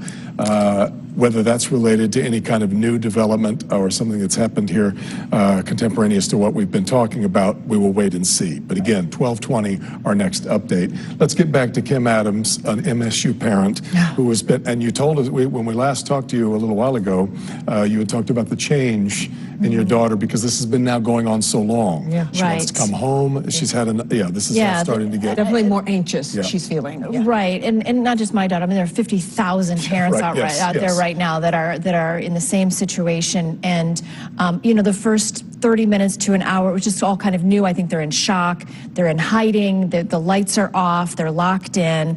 But 3 hours later, rather than just okay, there's a shooter on campus, we're not really sure what's going on. Now it's like, I need to get out of here. Their cell phones are dying. They're also, unfortunately, it's a blessing and a curse that they can listen to this police scanners. Because it can alert them if there's some danger near them, but at the same time, it's scary. And a lot, these kids, they're away. I'm blessed because I'm here. Close, But think of all the kids whose parents are, they're far already, away. and they're dealing with anxiety to begin with. They're college students. And so the first hour and a couple hours are shock, but now getting into, it's just wearing on them. I notice a big difference. And you also know Andrea Ferguson, who we spoke to earlier. If you weren't with us at that time, Andrea Ferguson is an MSU mom. Her daughter just started at MSU in January. She also was a survivor of the Oxford High School shooting in November of a year and now 3 months ago. You're right. How do you even calculate this? You can't. Ava, their daughter Ava, must have the shoulders of Atlas to deal with what she's been going through. I met Ava when she was, and by the way, my IFB's gone out, so if they need me to wrap up, if they have to go to something, just turn it off. I met Andrea and her daughter Ava when we were on the oncology floor. My son was sick, her daughter had leukemia, and we were at Children's Hospital. That's how we met at 3 a.m. in the hallway, and Ava was battling leukemia. This week, 10 years, she's cancer-free. They should be celebrating. So also a cancer survivor on top of. So this week was supposed to be a happy week. She just started at MSU in January. Andrea, her mom, who's my dear friend, just dropped her off. All those mixed emotions. Oh, sure. But Ava lost her best friend in the Oxford shooting. She graduated last year from Oxford. So, I mean, you can't wrap your head around it and what she's going through. But Ava, her daughter, is the most resilient child. But Andrea said something, though, that just broke my heart. She said, these kids train for this. They train for this. I mean, I know they have to, but how awful is that? In which we live. Yes. They have to put that training into practice. Twice. Is just asking too much. And she's not the only one. I mean, Andrea, as she said, there are other parents at Oxford that have children at MSU. They went to MSU because they wanted to be close to home. Right. Because they were still shaken up about what happened at Oxford. Right. So it's awful all the way around. But I have several kids that I know through my daughter at MSU, and I'm texting with all of them, and I can see a definite decline in their mood. Demeanor and the way that they're scared. I mean, he's still out there. It's scary. We have to remember these are still young. I know they try to act like they're adults, but they're still young kids. You know, it's really tough. So And again, it's not really about you and your daughter. This is what is going on. No, not at all. No, the only reason I'm contributing to it is because of people like Andrea and her daughter, and also, thinking about all the parents that aren't here. We're talking about parents all over the country right now that are watching us. All over the world, there are international students. 50,000 students at MSU. This is a 5,000-acre campus. It's huge. And, my heart even just here, breaks for you're all close, of them. and she wants to come home. She can't leave at the moment. Right. So, but I'm here. I'm so fortunate. I mean, but you can't go. You can't go get them. You can't go get them. So my heart just goes out to all the parents who are, getting these constant alerts on their phones. But definitely these kids, they've been hiding all the lights off in a dark room. Their cell phones are starting to lose battery charge. They don't all have batteries, chargers with them wherever they are. And losing contact with the outside world is terrifying on a normal day for college kids, let alone when there's someone out there that they haven't caught yet. Let me again, if you were tuning in at midnight expecting this latest briefing, that has been pushed back to 12:20. So we will expect another briefing about 17, 18 minutes from now. Let's actually go to Pamela Osborne now. She's at the Henry Center on campus there, where this press briefing is going to be held. As Devin mentioned, Pam, they're going to slide this about 20 minutes or so. Maybe they're getting some more information. They want to give us the latest here. Just talk about that. And Kimberly, I think that that's exactly right, because Mara was talking about the situation that she was seeing. She's been over that student union building. She was describing cars and movement at that scene. And it was right around that time that we got an update here from East Lansing PD saying that update that was scheduled for midnight was going to be pushed back 20 minutes. Now, since I saw you last, we did learn some new information. Again, we know that 3 people have died died. 5 others have been transported to the hospital. Some of those people have life-threatening injuries. And the message from police here has been to shelter in place. They're asking everyone to stay indoors as they try to deal with this situation, which we understand there could be some potential developments happening now, which is why this briefing has been delayed. But that is the very latest, and we're going to keep following it for you. As soon as we see some movement and activity over here, we will, of course, join you back for another live report. Devin, Kimberly. Pamela, we appreciate you. Yep, another 15 minutes or so away. If you're just joining us, though, we continue to learn new information about these deadly shootings that took place on the MSU campus in East Lansing. That's right. That's right. So we've just learned three people have been killed, in addition to the 5 people rushed to the hospital. Some of the students have life-threatening injuries. Shooting happened just after 8 p.m. at Berkey Hall. Then another shooting was reported moments after that at the MSU Union. Students are being told to shelter in place as police search for the shooter. In fact, let's put up a picture of that shooter, the suspect here, I should say, picture of the suspect. We have it. Police say he is a short in stature. He's wearing a jean jacket or jean shirt, coat, whatever you want to call it there. Looks like he's could be heavily layered, maybe even wearing a bulletproof vest. He's got on a ball cap. Red shoes. The red shoes is what really sticks out here, and appears to be wearing a backpack as well. Governor Gretchen Whitmer, Devin, you pointed out, a graduate of Michigan State. She posted a statement on Twitter not too long ago saying the Michigan State Police, along with MSU Police, local law enforcement, and first responders are on the ground. Let's wrap our arms around this Spartan community tonight, which is so important, as you just heard Kim Adams say. 50,000 students, and parents can't get to them. That they're scared. There's a big difference in when she talked to her daughter, shortly after 8:30, and now, and it's just this affects their mental health. They're so anxious, and your heart and thoughts just go out. The enormity of it. The 50,000 students, 5,000 acres. It is massive, and that speaks to both problems. It speaks to so many students, so many parents, so many families being wrapped up in this. It also speaks to the problem for police in trying to figure this out. Very challenging. Let's get back to Darnell Blackburn, who is a former MSU police officer. Darnell, have you been able to, we were talking earlier that there had been scanner traffic about someone with a self-inflicted gunshot wound. What are you hearing now? Darnell, you there? Oh, there you are. There you are. Darnell, start over if you would. We had your mic clipped for a second. Okay. Yeah, just that there's an incident. Obviously, we can't confirm that, but there was an incident over on Lake Lansing Road, which is Lansing Township area, not too far, and that there was some sort of incident and some sort of gunshot, a self-inflicted gunshot. I don't know that. We can't confirm that, but that's what I'm hearing from pretty reliable information right now. Don't know anything further, but that's what I'm hearing, and that may be related, as it stands to reason, that the press conference was pushed back. Right. Additionally, just as that came in, so it could very well possibly be related to the situation. Well, there's been some Twitter traffic of people, not just to us, but a number of news outlets saying, why aren't you reporting? This is on the scanner. Again, a scanner is a pretty fallible instrument sometimes. That's not confirmation. We've been doing our best tonight to stay with what we know, what's been confirmed, and we're going to continue to do that as we move forward, which, Darnell, I think you would recommend. Absolutely, Devin. Yeah.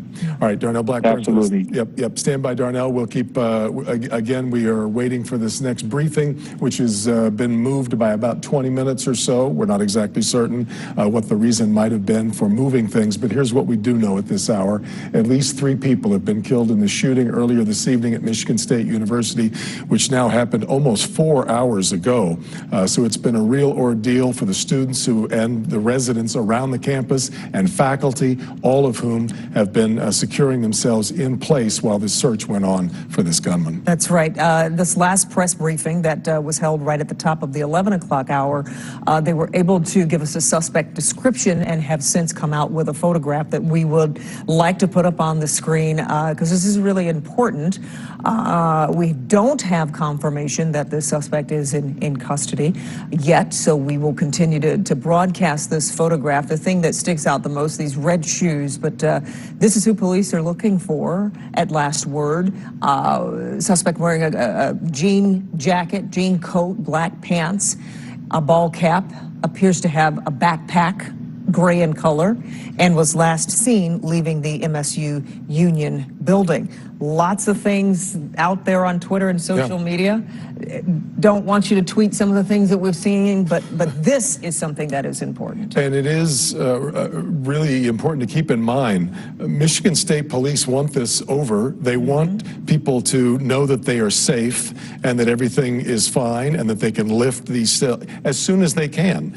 So once they have things confirmed, they will be eager to pass that kind of information along, but not before that. Let's get back to Pam Osborne, who was there among a number of the police officers as they prepare for this briefing, which we expect is about 10 minutes away. Pam, are you hearing anything there?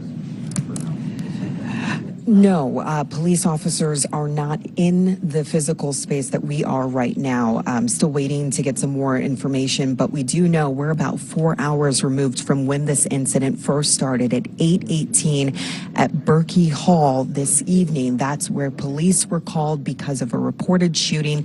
As they were responding to that, they got another call, another series of phone calls about shooting over at the Student Union building.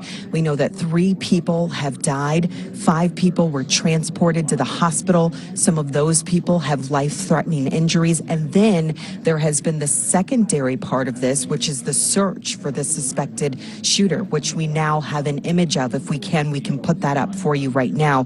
Police say he was last seen leaving that Union building on foot on the north side. And these are surveillance camera images of that suspect that police have been looking for.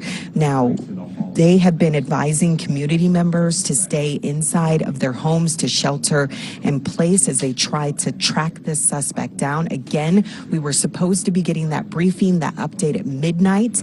That information was it was pushed back, so at 20 minutes. So we're about 10 minutes out from now when we should be getting more information from police who, again, everything is very fluid and moving pretty quickly, so hopefully we have a little bit more for you in the next few minutes. And as soon as we have that information and police take the lectern there, Pamela, we will come to you live. We talked about some of that police traffic that was starting to move around. Nick Monticelli left Sparrow Hospital to follow some of that. Let's get an update from him. Nick? Hey, Devin, I'll be honest with you. We don't know what is happening here. We are at the intersection of East and Lake Lansing, where you can see an incredible amount of police activity right here. You've got state police, county, city police, and this entire area, as you can see, is blocked off by crime tape. So we'll look around here and we can see that we've got, that's a state trooper, officers coming through here. And again, the bulk of the activity is down in this section here. I'm not entirely sure what is going on here, but I can guarantee you that whatever this is, obviously is connected and is very likely the reason that your press conference has been delayed, because something has happened here as more officers start to block off the area. Again, this is the intersection of Lake Lansing and East. Yeah. Nick, for folks that don't really know, I'm sorry, Nick. For folks that really don't know the Lansing area, just kind of describe how far you are. You were at Sparrow Hospital. You left that location. How far away is East and Lake Lansing from where MSU is and where Sparrow Hospital is? Kind of dead center, right in between the two there, Kimberly. I'll tell you that, coming down Michigan Avenue, you head west from Sparrow Hospital and then north onto Lake Lansing here. You could see the state capitol right before the turn was. If you're familiar with downtown Lansing, the convention center, the state capitol. All of that is to my south, so we're not that far from what most people would recognize as kind of the main hub of downtown Lansing, and again, kind of right in the middle between Sparrow Hospital and the campus. I'm trying to get a better look to see what's going on here. My fear, to be honest with you, is that I don't know what it is. Yes, we don't want to show something. Right, there could possibly be somebody who may have been shot here and may be in the street. So I'm not going to use the camera's abilities to zoom all the way in because we just don't want to show you something on live television that you might not want to see. So again, from this vantage point, we don't know what happened, but something is clearly connected here. Yeah, absolutely. Let's let you go and maybe try to gather some more information and look with your eyeballs to see what's going on versus trying to look through the lens and maybe showing us something that we shouldn't see right away. Let's pick back up with Darnell Blackburn. You were going to... I was just going to say the Lake Lansing location squares with some of the scanner traffic from earlier that Darnell was talking about. Correct, Darnell? Yeah. And I got that. That actually came from MSP, the information that an MSP person that I'm familiar with. So that may be the case. So that Lake Lansing is not. It's probably about 2 miles or so, 2-3 miles from campus. Not very far. It would be far to walk. To jump in a vehicle and get there. You can make it, but we're talking about 3 hours or 3-4 hours that this ordeal has been going on. So a person could have walked to that location as well. And Darnell, I mentioned this earlier. Police are eager to put everyone's mind at ease, to tell everyone, to kind of give everyone an all clear, but they can't do that until they can do that, right? Absolutely. So I would expect that if this is related, as we surmise that, this briefing, they want to give people the all clear. They want to let them know right away. And so we will hear that if that's the case at this 12:20 briefing, because they want to resolve it. I'll also say this, that even though if this is an all clear, if it's a situation where the suspect is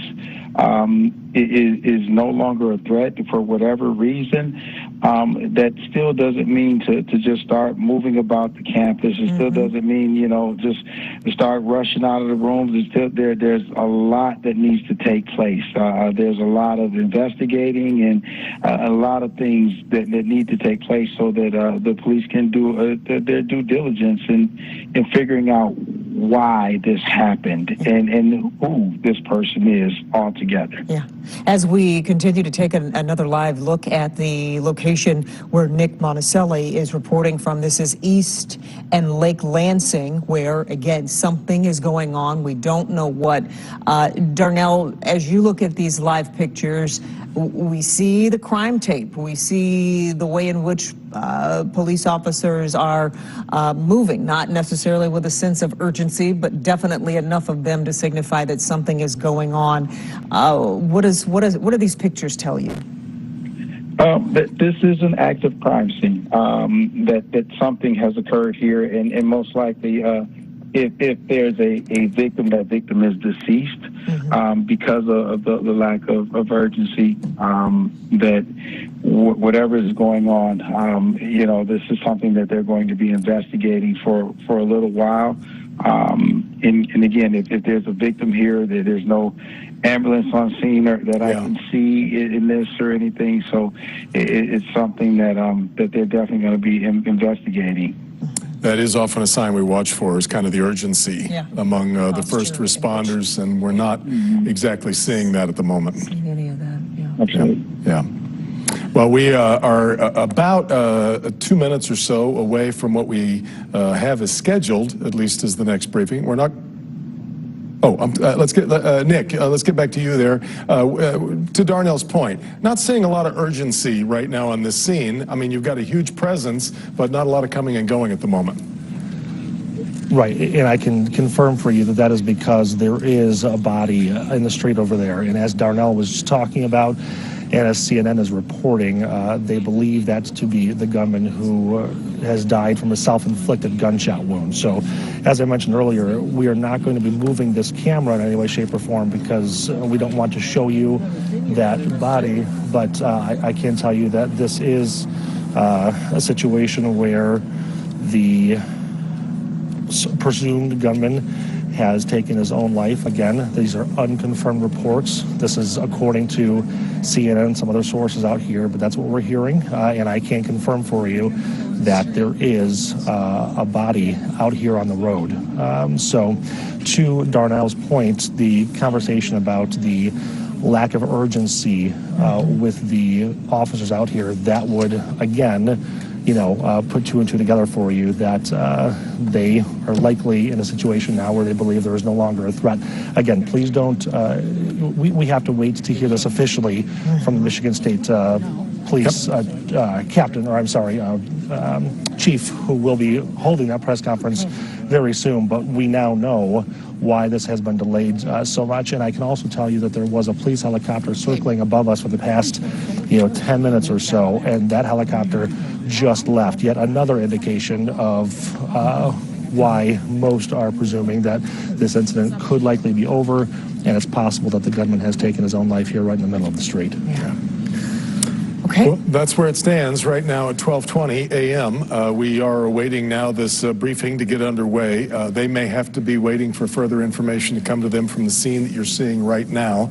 Mara McDonald describing earlier all of those police cars suddenly leaving the area around the Michigan State Union. Nick Monticelli there on the scene, leaving Sparrow Hospital to follow the action, and this is where it's taken us now, 4 hours after the first shots were fired at Berkey Hall on Michigan State's campus. As we approach 12:21, obviously that news conference will probably be delayed, is delayed, maybe because of this new information that we hopefully will get confirmation here. These live pictures of East and Lake Lansing, where you see multiple police vehicles and police officers, as well as crime tape, which would signify that there is a body, a fatality. So, yeah, we're just waiting for more information and getting confirmation. We know at the very least the next 48 hours of activity at the university, everything scheduled, university related, has been canceled. It's going to take a lot more than 48 hours for a lot of people to recover from what's happened today, and sadly some will never recover. We know that 3 people are dead, 5 in the hospital right now trying to recover from their wounds, and we know that some of those wounds are life-threatening. And just because maybe we hope we are getting to the end of this, it doesn't mean that people should just file out into the streets and see what's going on. The police have they have a lot of work ahead of them. There are multiple crime scenes to investigate. You mentioned things that are being canceled, even East Lansing Public Schools. We got word that they won't be in session tomorrow. So a lot to go through, a lot to figure out, and we still have victims who are hospitalized, who we are trying to learn more about their conditions, but we know that some of them are in serious condition from that last update that we received from our press conference at 11 o'clock. State Capitol not too far away. We know a lot of legislative activity. In fact, there's a map showing you that. State Capitol in Lansing not too far away, and a lot of legislative activity is being canceled for tomorrow as well. We'll continue to follow that. Not exactly certain, which hearings, but this is obviously going to be a moment that's going to be marked tomorrow in the state capitol. We've already heard from the governor tonight. So many others. Graduates, this campus churns out many of the people who end up going on to lead this state. And it's such a massive university. Alumni are spread, and you're talking about thousands and thousands and thousands of alumni spread out all over the world. Been watching that as well. A lot of Spartan hearts breaking everywhere as people have tuned in to see what's going on from everywhere that they've been. I've been getting Apparently CNN was have been carrying us for much of the evening. So I've heard from friends in Nashville, friends in Los Angeles, All over. all over, and that MSU brand carries so far and wide because it is such an enormous university. More than 50,000 students, and some of them even international. And you think of all the parents who are concerned and watching and wanting information, who might not be able to contact their students, and just how scary that is. We heard from Kim Adams earlier, who has a daughter there, and and a friend of hers who has a daughter who also survived the Oxford high school shooting, and now one of several who've now been through 2 mass shootings in the span of about 13, 14 months. It's unimaginable. Just incredible. Yeah. Just incredible. And we're going to hear, as these days go forward, we're going to have many more stories again of just the abject horror that sets in when you start hearing gunfire in the room next door, or if you happen to be in that room, in that building. It started at Berkey Hall, then moved to the Student Union. I don't have to tell you how busy student unions are on campuses everywhere. And that was the last indication that we had of shootings taking place, even though there were a lot of rumors running around that there was a lot of gunfire that moved on elsewhere. Police so far only confirming those 2 locations, but it would seem enough. That's for sure. 3 people dead and 5 others wounded, at least. We'll be getting this next briefing, which was supposed to be at about 5 minutes ago, and they're telling us now that they are setting up in that briefing area that they have put together for this evening, and so we expect here shortly we will be getting an update. But I have not seen any kind of all clear or anything being given yet, but let's, here's the room. Good afternoon, or good evening, excuse me. I'm Marlon Lynch, Vice President for Public Safety, Chief of Police here at Michigan State University. Tragic series of events that have occurred here this evening. We've had a tremendous amount of support from our community, to include our law enforcement partners who are here with me at the moment as well. Standing at the far right, we have Ingham County Prosecutor John Duane. Next to him, we have Sheriff Scott Wigglesworth, Special Agent in charge of FBI, Jim Taraska, and you've already met Deputy Chief Chris Rosman. Wanted to thank you for coming to share us as we update our community in regards to tonight's events. We will get directly to the most recent update with that, and then we'll have comment and questions.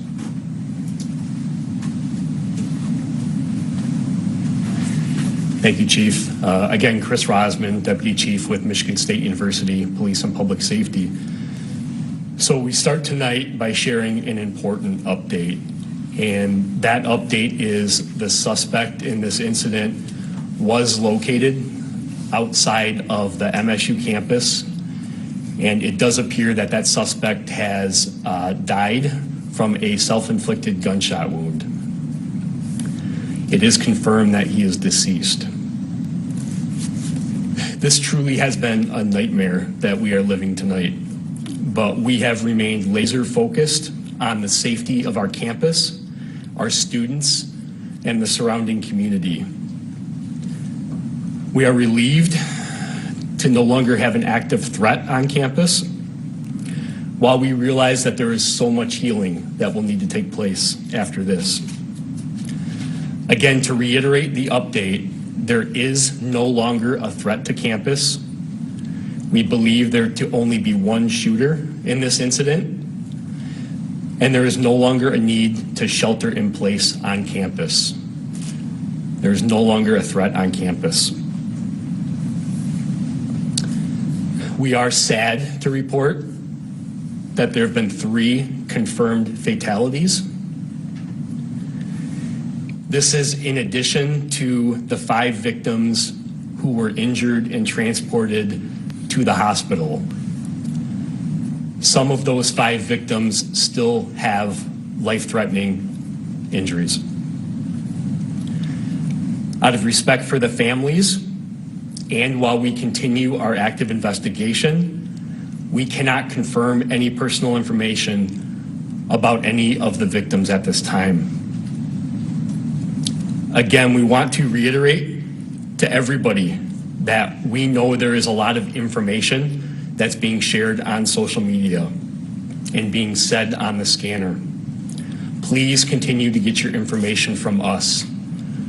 We are committed to sharing timely and transparent information. Our hearts are with those who have been affected by this senseless act of violence. Giving an update like this is never easy. As a father, I can only imagine how parents are feeling right now. This will be the beginning of a long healing process for everyone who has been affected. That is the initial information that we're able to share at this point. I'll conclude by saying again that this is still a fluid situation. There are several different crime scenes that we are processing with our state and federal partners. And there's a lot of work that still needs to be done. At this time, I'm going to turn it over to Special Agent in Charge James Tarasca from the FBI. Thanks, Chris. Good evening. I'm Jim Tarasca, Special Agent in Charge of the FBI in Michigan. Our hearts go out to the victims, their families, and the entire community. I'd like to thank Chief Lynch for your leadership tonight and your partnership. This evening, FBI agents and our response teams joined our law enforcement partners to assist in investigating this horrific incident. We will continue to investigate until we are sure no further threat is posed to the public, which at this point, we're pretty clear it's not. Additionally, we will provide victim services to all students impacted by this incident. We're asking the public, in addition to the other numbers provided to call in for information, we have the 1-800-CALL-FBI number. Please feel free to use that to call in any tips. This is an ongoing investigation. We'll continue investigating throughout the night and likely days. So with that, Chief, thank you.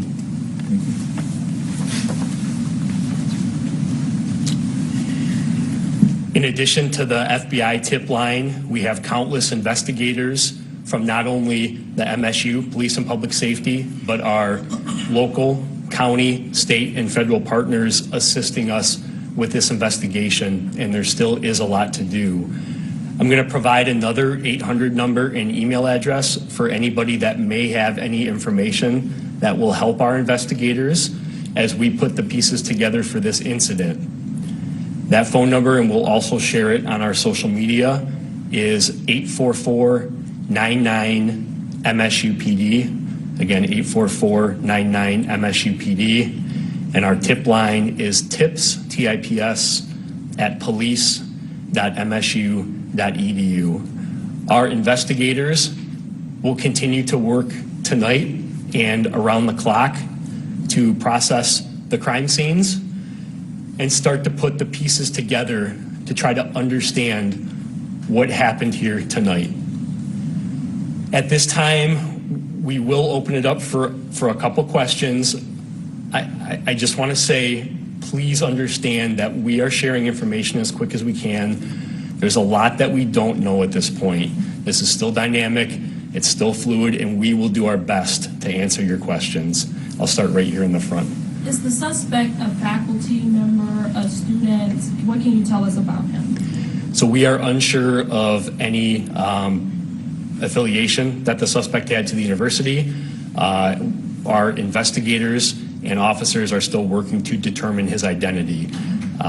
Once his identity is determined, we will then look to what connection he may have had to our community here, but at this time, that's still part of our investigation. Just to follow up along the same lines, are the victims in this instance students? So we continue to work to identify the victims in this case out of respect for their families. As we work through the process, we are not going to identify or confirm if any of the victims at this point are MSU students.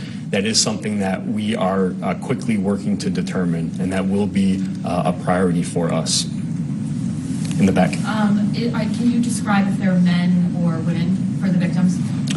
I actually don't have that information. All we can confirm at this point is 3 fatalities at the scene on campus and 5 victims that were transported. That is all the information that we have.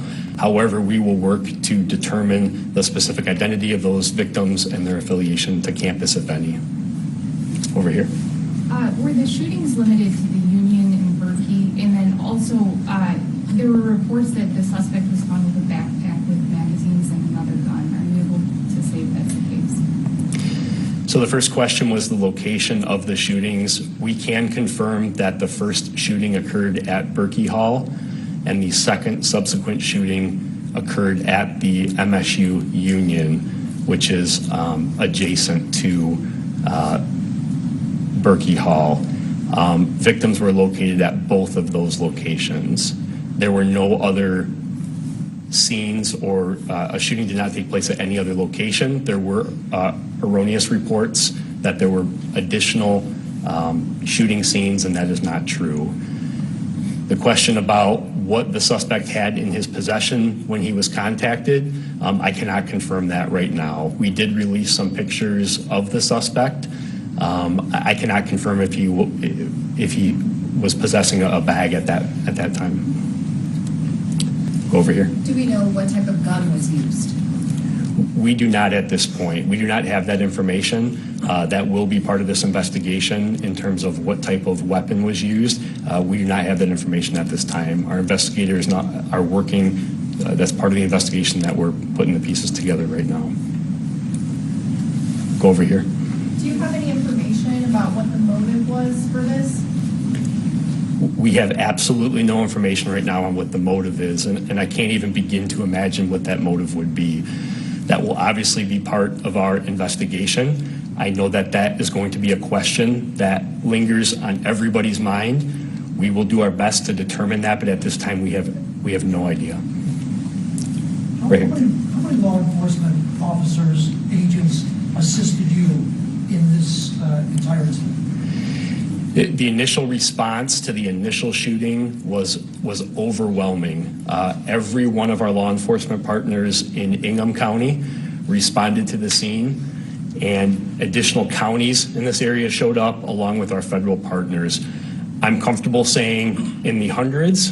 We had hundreds of law enforcement officers from university, local, county, state, and federal from the mid-Michigan area that descended on campus today in a coordinated effort to resolve this incident and secure our campus. In the back, News 6. Do you know where the MSU president is, and do you know why we haven't heard from her? I don't have that information right now. My understanding is that she is returning to campus and has been briefed on this incident, and I can only imagine what she's feeling at this point. Our focus up to this point has really been on the safety of our campus and the public safety operations at hand. And we have briefed not only our president, but our executive leadership team every step of the way. In addition to that, we activated our Emergency Operations Center and put our plans in place that we have planned for an incident similar to this. We initiated those plans, and part of the reason that it was as smooth on our end as it was in this tragic situation was because of the pre-planning, the emergency plans, and the training that we do countywide for responding to act of violence incident. In the back, great. Can you confirm how many fatalities and injuries there were at each shooting location, and how many people were at those locations when the shooting started? Sure. The question was how many victims were at each shooting scene. I unfortunately do not have that information. Out of an abundance of transparency, I can share that 2 of the fatalities were at Berkey Hall and 1 was at the MSU Union. The other 5 victims, I don't have the specific locations where they were. We also don't have specific information on how many students or people were in those buildings when the shooting occurred. I do know that there were students in those buildings. I don't have a specific number. I want to commend the students and our community on how they reacted when we sent out our emergency messaging, instructing people to shelter in place, to run, hide, fight. Our community listened, and that's why a lot of folks in those buildings were able to escape, is because of following our instructions. I'm going to go over here in the back. You talked a lot about the collaboration, the mass response. What led you to this guy? How did you find him? So I actually don't have that information right now. The update that we provided about the contact that we had with the suspect off campus was very fluid and dynamic and occurred right before coming in here today. So unfortunately, I don't have that information on what led us to his location. He was contacted by law enforcement. He was contacted by law enforcement off campus. I cannot confirm that location right now. That scene is also being treated as a crime scene and is being investigated as we speak. We may have additional information to share relating to that in the future. Tell you what, over here, go ahead.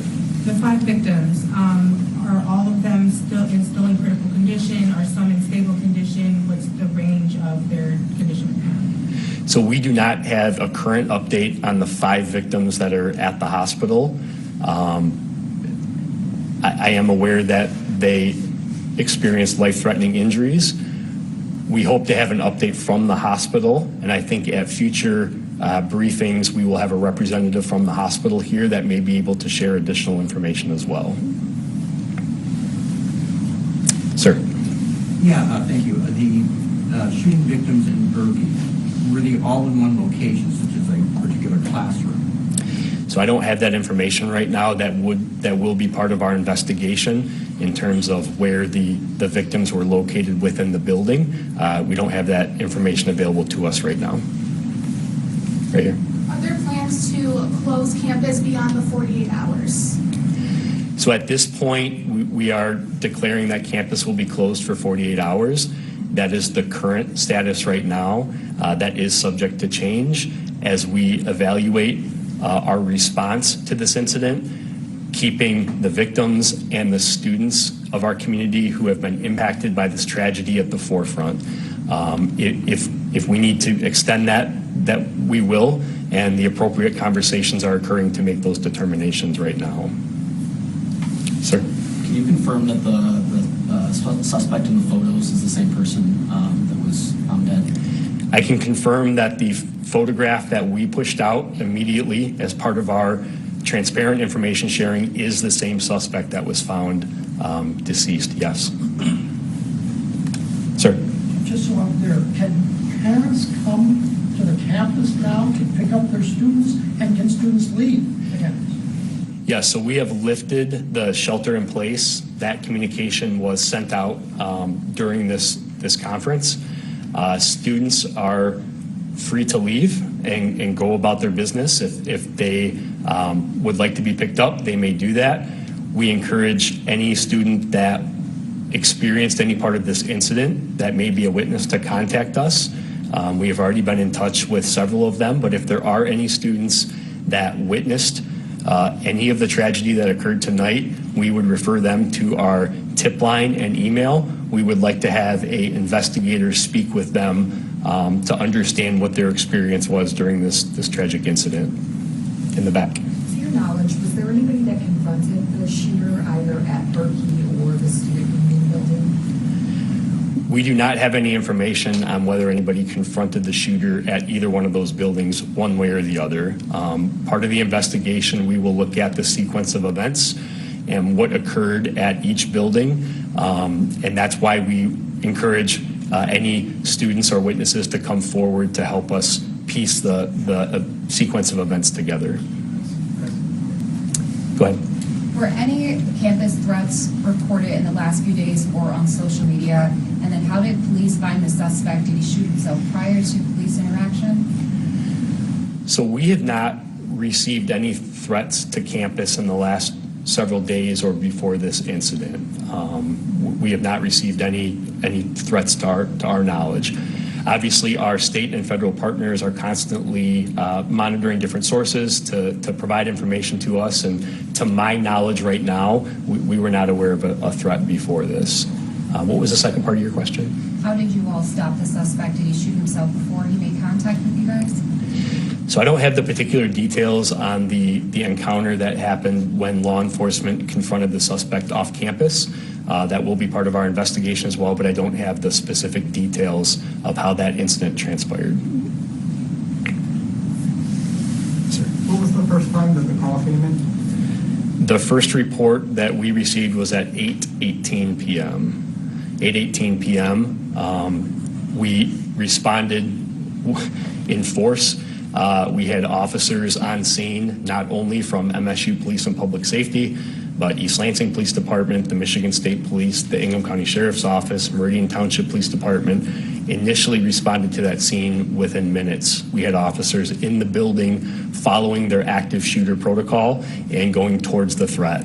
While officers were in Berkey Hall, the suspect moved over to the Union, and when the incident took place there, officers quickly redeployed to the Union, and that's when the suspect left out the north door of the Union, which was the point that he was last seen.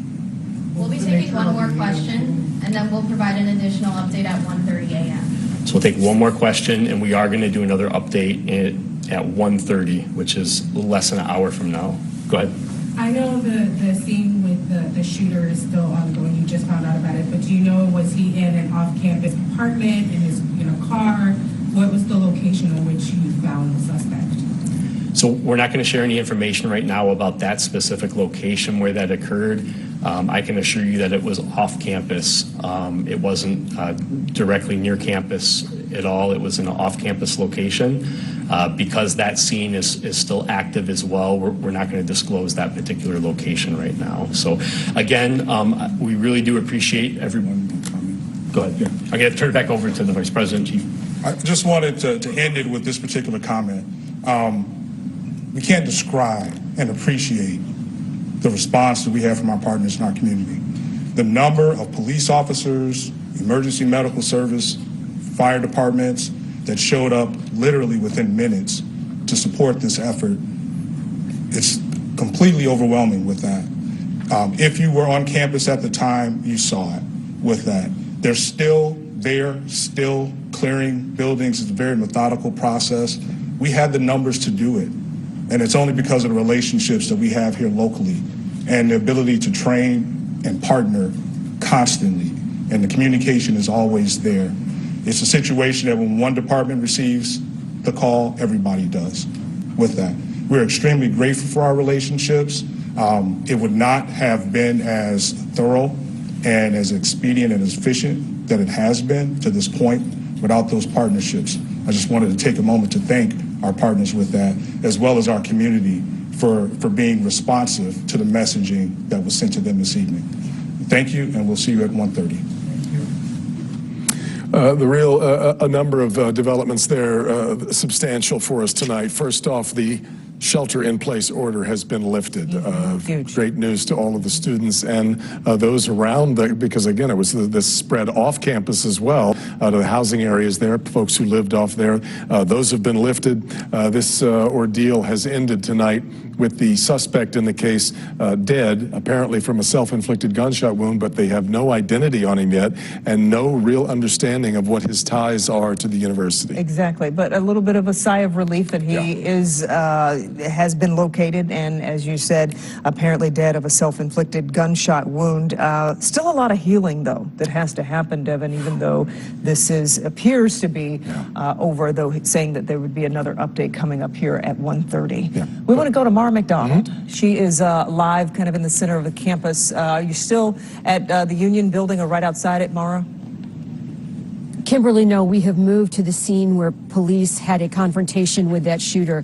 Take a look behind me. So we are at Larch Road and Lake Lansing Road in Lansing proper. This is not in East Lansing. And I want everybody at home to understand, when the chief and everybody was talking about where this took place, they're saying it's off campus. I don't want people to think that this is, you know, an area where students or faculty live. We are so far removed from campus that, you know, in Lansing parlance, and I used to work up here, and so I started my career, this is nowhere near the university. I mean, it's 5 miles away, but it might as well be 100. So what we are seeing right here is that the confrontation between the suspect in this whole disaster and police happened here on the side of the road near Larch and Lake Lansing. Now, what brought police here is unclear. Whether they saw a guy who matched the description or whether they were called here because somebody saw, you know, someone who matched that description is unclear. So what we are being told is that the suspect was spotted. It was Michigan State Police who rolled up there, and that when police tried to make contact, that's when this suspect lost or shot himself and took his own life. Now, we've also been told that there's been some things recovered here at the scene that leads them to believe that this is indeed the suspect that they have been looking for.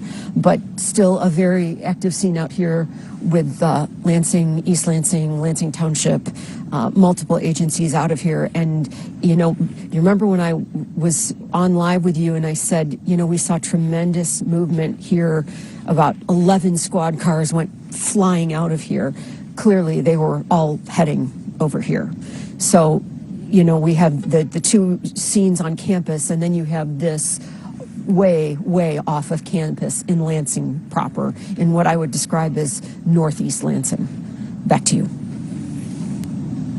Here, Mara, no longer a threat, but as you said, the work still continues. There's a lot of work to be done. In fact, police in that press conference, they were asking for information, that if anybody knew anything, they put out a number, which I'll give you now, 1-800-844-99-MSUPD, or you can send tips to them via email, tips@police.msu.edu, because this is going to take some time to piece together all of what has happened. Also coming out of this press conference, they revealed that 2 of the shootings happened at Berkey Hall and 1 at MSU Union. So so still trying to, you know, piece it all together. The urgent portion of this, the search, that's all over. The shelter in place, it's over. But Darnell, Blackburn, there's still so much work to be done here. For one thing, you've got a bunch of so at least 2, maybe 3, depending on how they do Berkey. You've got a couple of crime scenes that you've got to secure and keep in place, and then still a lot of drilling down to figure out who this guy was. Yeah, Devin, there's, I mean, this is tremendous, the work that has to be done, because as the chief alluded to, the deputy chief, everybody wants to know the why. Yeah. We're grateful that this is resolved and it's over, and saddened by the fact that there was loss of life and injury. But it's going to take some time with these crime scenes. These are going to be 3 different crime scenes that have to be, investigated, measured. Everything has to be done, and they have to make determination. Plus, what led up to this. So this is going to be a lengthy investigation that is going to take some time and effort. And so even in this, we want people to come forward who may have had contact with the individual. But again, please keep in mind that if you think you truly had contact or that you're involved, because the police are going to have to drag through a lot of leads in this, a lot of investigating that the departments are going to have to do. So, make sure that you're coming forward with information that is very helpful and not speculative. This is going to take a while, and we really want to get to the bottom of this and learn why. Yeah. the answer isn't going to make any sense to those who've lost loved ones tonight. 3 people dead. The attention now for many will turn back to the hospital, where 5 people are trying to recover, and a couple of them we know are fighting for their lives. So hopefully this casualty core, this death count, sadly, hopefully will not grow any worse than it already is. It has been a horrific night on the campus of MSU, but hopefully not worsened by anybody unable to recover from their wounds. Yeah. Absolutely, Devin. Absolutely. Let's go back to Pamela Osborne. She is at the Henry Center on campus, where that presser just wrapped up, and we're getting word that they will brief the media again in about 40 minutes or so. Pam, tell us what you're hearing, and just kind of go through what has happened. Right, Kimberly. So that next briefing is set for 1:30 in the morning. The deputy chief of MSU police saying this is a nightmare situation. They are relieved that the active shooter part of this situation is over, but certainly did not see relief on their faces, because this is just the start of a very long investigation. As Darnell and you all have been talking about, there are still a lot of unanswered questions at this hour, questions that people are going to have to help and call into those tip lines. Again, the number 1-800-CALL-FBI or 844-99-MSU-PD. So we learned a lot of information, but we still have a lot of questions that they're trying to figure out right now. For example, they are still trying to identify this shooter and figure out what sort of connection, if any, he had to Michigan State, the campus, or any of the people here. They did not go into any sort of detail about the victims. As we mentioned, 3 people have died, 5 others were injured. Again, they're just saying that some of those people injured have life-threatening injuries, but nothing specific about which victims were where, because we know that there were 2 parts to the shooting. It started at Berkey Hall, and then it ended up over at that student union building. Another thing the police aren't really speaking much about at this hour is how they encountered this suspect. We know that he is dead from an apparent self-inflicted gunshot wound, and just a lot of answers that they're trying to figure out right now. Hundreds of officers responded to this campus to help try and find the suspect as the night went on. So that is the very latest information that we have here. Again, they're offering their condolences to the people impacted by this, realizing that while there is a bit of relief here, in a sense that there is no longer an active threat to people on campus, the greater community, there still is this tremendous healing process that hasn't even really begun yet, as the shock and really the investigation begins as they process the scene. There are multiple scenes that they're looking at. Berkey Hall, the Union, another one, and then that scene where they discovered this suspected shooter, which they did say matched the image that they released of the suspected shooter earlier this evening when we put that out to you. So that's the very latest here, Kimberly and Devin. I'll send things back over to you. Yeah. All right, Pam. We know, unfortunately, we now have too much experience with these horrible things. We know that recovery takes a long, long time. It's years, it's not days, it's not months. And that's what it's going to be like for a lot of people now. And we may never know the reasons in which why this happened. And, you know, it just really... Not everybody leaves a note. Exactly, or a manifesto. Yeah. Before we wrap up our coverage, let's go back to Darnell Blackburn. He's provided us really just insightful information on what police are going through and the challenges that they've had to encounter through all of this. Darnell, let's get your closing thoughts on this investigation, what comes next, and just what we've all seen these past 4, nearly 5 hours here. Well, Kimberly, I think first I got to say how mind-boggling this is for me to be a new employee of WDIB and to be brought on for this role, this new role, and to be talking about my former department is just I'm just mind-boggled, and it's hurtful personally.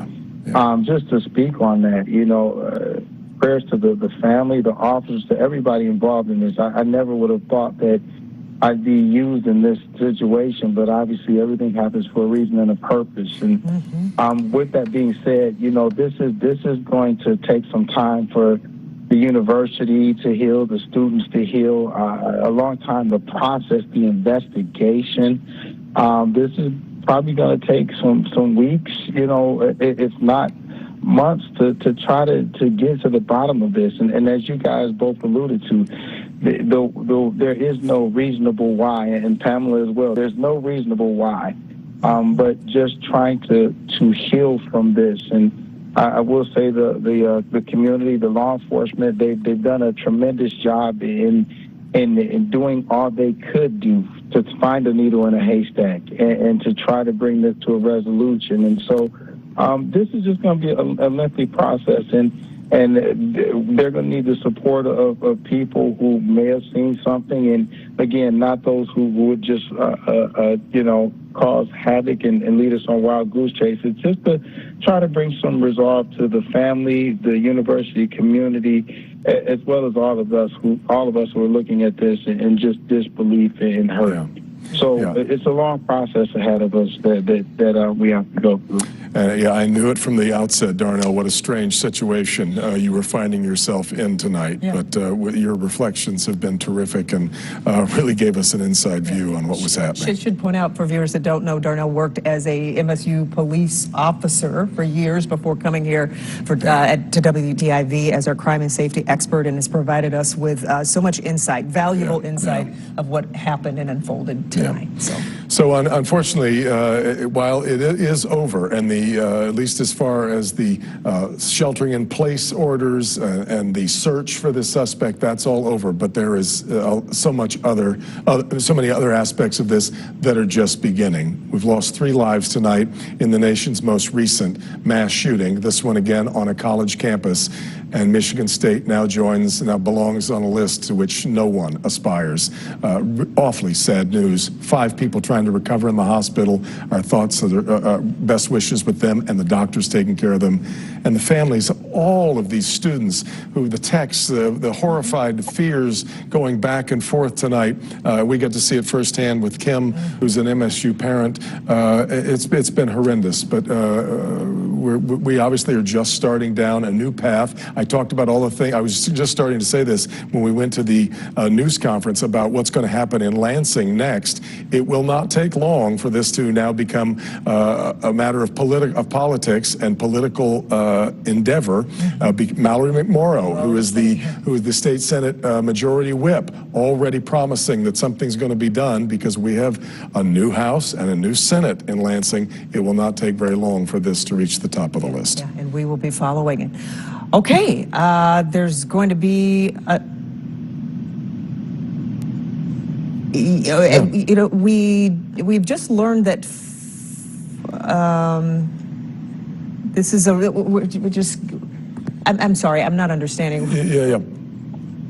Yeah. Well, we've this is. Have we updated that to 4? Okay, we understand now. So 4 people are dead tonight. Well, that includes. I'm sorry, there we go. That includes the gunman. 5 people injured. Berkeley Hall was where this all began at about 8:18 tonight. Then everything moved to the Michigan State Union moments after that. The shelter-in-place order was put in place very quickly, but that has since been lifted. And MSU police, as Kimberly mentioned a few moments ago, asking for tips tonight. And here's the number, 844-99 MSU-PD, 844-99 MSU-PD, because they still do not have a last word, and another briefing is coming up in about half. Every year, Detroit's Covenant House helps hundreds of Michigan's homeless youth, and during the winter, it becomes even more important to find those people. Grant Herms took a tour of their facility and rode along on one of their daily searches to show us how great a need is for help. In the dead of the winter months, Detroit's homeless balloons over Chinese airspace in the last year, something the White House strongly denies. And after the NORAD commander refused to rule out that the 3 most recent objects were aliens, this unreal moment at a White House briefing. I don't think the American people need to worry about aliens with respect to these craft. Andrea, has the U.S. said anything about resuming talks with China? Yes, Lester. In fact, the State Department said today it's important to keep lines of communication open and is not ruling out a meeting between Secretary Blinken and China's top diplomat in Germany later this week. So far, the president has not said anything publicly about these most recent takedowns. But the search for any debris from them is underway, and that's critical to identifying just what exactly they were. Lester. Andrea Mitchell starting us off tonight. Thank you. Here in New York, what the police are calling a violent rampage by a man in a U-Haul truck that hit and injured 8 people in 2 neighborhoods in Brooklyn before he was arrested. Stephanie Gosk has late details. It was a terrifying scene in Brooklyn this morning. Security video shows a U-Haul careening into a bike lane, hitting one cyclist, while another dodges the out-of-control truck. But police say it was no accident. Moments later, that same U-Haul smashes into a moped and tears onto a sidewalk. A police car chasing behind. Before it ended, 8 people were hit, including a police officer, in what the New York City Police Commissioner is calling a violent rampage. We have 7 different locations to process, including the one behind us. At this time, we have no indication that there is any terrorism involvement in this incident. According to multiple law enforcement officials, the driver, Wang Soor, is in his 60s. His motive is unknown. Police tried to stop him just before 11, according to authorities, but he got away, sparking a high-speed chase that ended at a tunnel entrance leading to Manhattan. The patrol got in front of him, so the guy couldn't escape or go nowhere. So, right after that, the officer came out with the gun, and they got the guy. The driver didn't say nothing. In the aftermath, New Yorkers helped victims on the street and the sidewalks. 2 of those injured are reportedly in critical condition. Tonight, the governor of New York is praising the police for acting quickly, stopping a driver who looked like he wanted to hurt as many people as possible. Stephanie Gosk, NBC News, New York. We're watching 2 storms that could spell trouble this week. Winter weather and high wind alerts are in effect across parts of the West, the Rockies, and Plains through Wednesday. Heavy snow and some snow expected in the Plains and upper Midwest. And another storm developing in the Northwest will move east with more potential for heavy rain and snow. A week after those devastating earthquakes in Turkey and Syria, the death toll is now over 35,000. But there are still signs of hope and stories of heroism to be told. Gabe Gutierrez went inside a hospital that's treating the survivors. Tonight, after more than 182 hours trapped in the rubble, this 13-year-old boy is alive, holding a rescuer's hand. More astounding rescues a week after the initial earthquake. This newly released security camera footage showing the terrifying moments as buildings crumbled into clouds of dust. Today, we visited the hard-hit Turkish city of Nordal. For the living, new tent camps.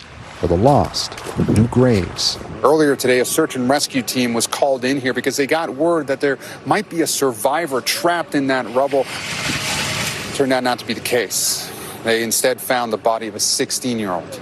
And right now, her family is in the process of identifying her.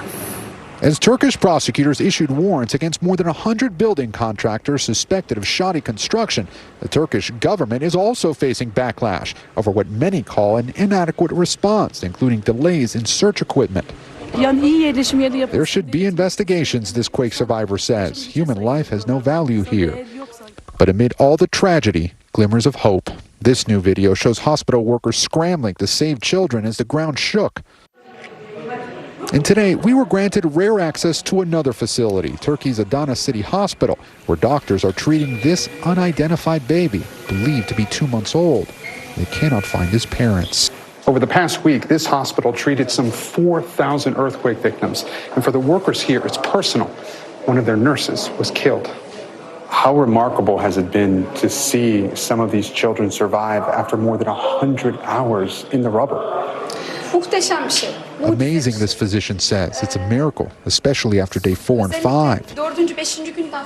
That's around when 7-year-old Tanem Okur and her father Jem were pulled from their collapsed apartment. Today, we met them in their hospital room. How long were you trapped? 101 hours, she says. Matter of factly, even after such a terrifying ordeal, this young girl is eager to brag about her father. We couldn't even breathe, she tells me. And Dad was able to find a little space where there was air. Desperate for a drop of water, they passed the time by playing rock, paper, scissors. I made a promise to my daughter. Tomorrow we're coming out, he says. But by the very last day, we had lost hope. How did you find the strength? It comes from love, he says. Tonight, his mother is still missing. His daughter, he's never letting go. Gabe, it's simply remarkable to still see these incredible rescues more than a week later. Yes, Lester, there are bright spots in all this darkness, but the number of rescues is dwindling, and rescue operations are scaling back here. Lester. All right, Gabe, thank you. NATO saying today Russia's massive new offensive in eastern Ukraine has begun. Richard Engel reporting tonight from a city under siege. We have to warn you, some of the images are disturbing. Russian troops are throwing everything they can at their new offensive in eastern Ukraine, hitting more than a dozen cities in the last 24 hours. The Ukrainian military is fighting back hard, but is slowly losing ground.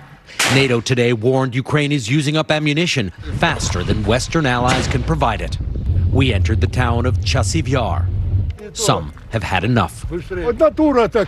I thought it would get better, but now I don't, Mykola says. He boards a bus for a safer village. Others here waited too long. Vera left her basement shelter to find food 2 hours ago. A Russian artillery shell killed her. We just heard a big explosion. She has a son, 14 years old, she says. How long can we bear all of this? The mayor and his team arrive with aid.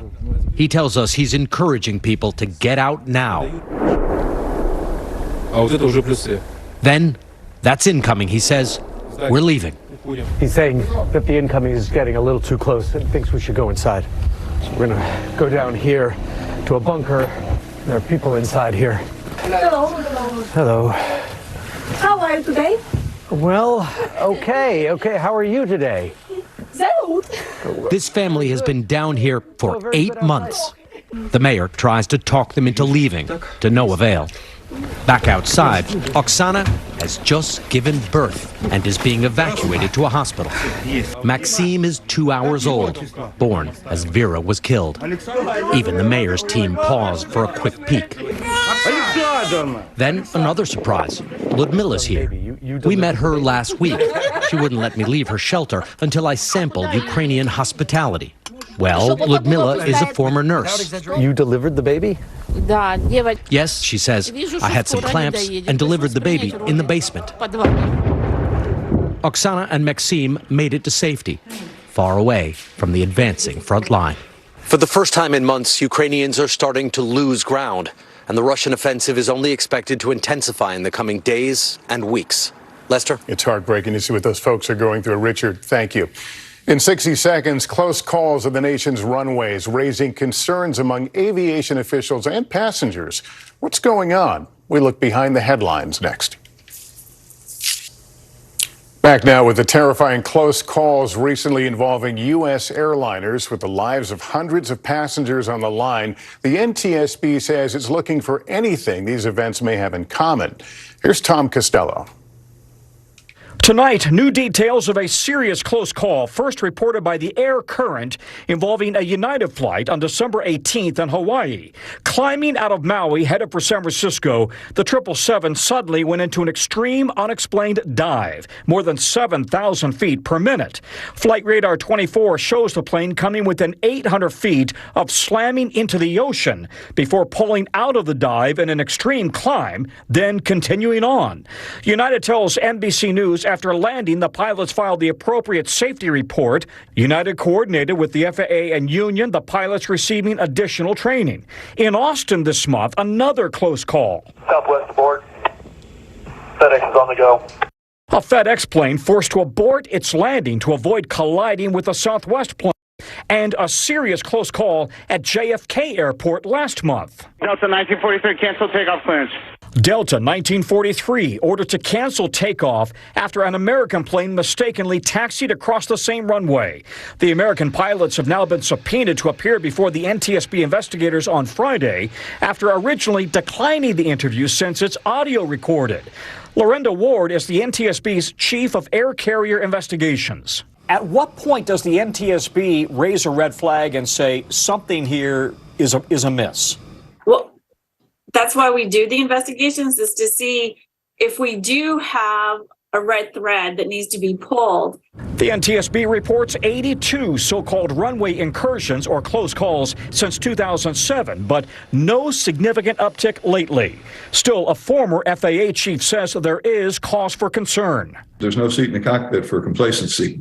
And I think it is a warning. I think it does call for action. And Congress will demand answers this week as it holds hearings into that massive FAA computer failure that led to a nationwide ground stop last month. Lester? All right, Tom, thank you. As the CDC reports growing sadness among teens tonight, next we'll visit a school that teaches lessons in happiness. Good evening. I'm Dana Griffin in Los Angeles. We're following late-breaking news out of Lansing, Michigan, where a shooting has occurred on the campus of Michigan State University. Police reporting multiple injuries. They're also searching for the suspect. Michigan State community members are being asked to shelter in place. We'll update you once we get the latest. Now back to Lester. With so many high school students today facing emotional challenges, a popular college course has now been revamped for teens with lessons in something most schools don't teach: how to be happy. Kate Snow has more in our series, Kids Under Pressure. Take a few more slow, deep breaths. This is not a typical science elective for high school seniors, meditating, writing down what they feel grateful for. At the Noble and Greenough School near Boston, Jennifer Hamilton is teaching the science of happiness, modeled after a curriculum first developed by Yale professor Laurie Santos. When you're happy, you're like, this happiness is going to last forever. Her college class on happiness was the most popular course ever taught at Yale. Now she's adapted it for teens. Do you think students in your school are happy? Available through the site Coursera. We put a lot of thought into developing strategies that teens could use to regulate their thought patterns. Like, what can they do in the moment to feel better? It all comes as the CDC today released new sobering statistics. In 2021, more than 40% of high school students reported feeling so sad or hopeless they couldn't engage in regular activities for at least 2 weeks. And nearly 60% of teen girls felt persistently sad or hopeless, a dramatic increase over a 10-year period. It's like a nationwide thing, especially with kids in their college processes getting stressed out about decisions. A lot of kids in our generation were just putting on this, I guess, mask to tell everyone, like, yeah, I'm okay, and you really aren't feeling that way. We have unrealistic kind of comparisons with each other. Start by focusing on your breath. Brian Grant is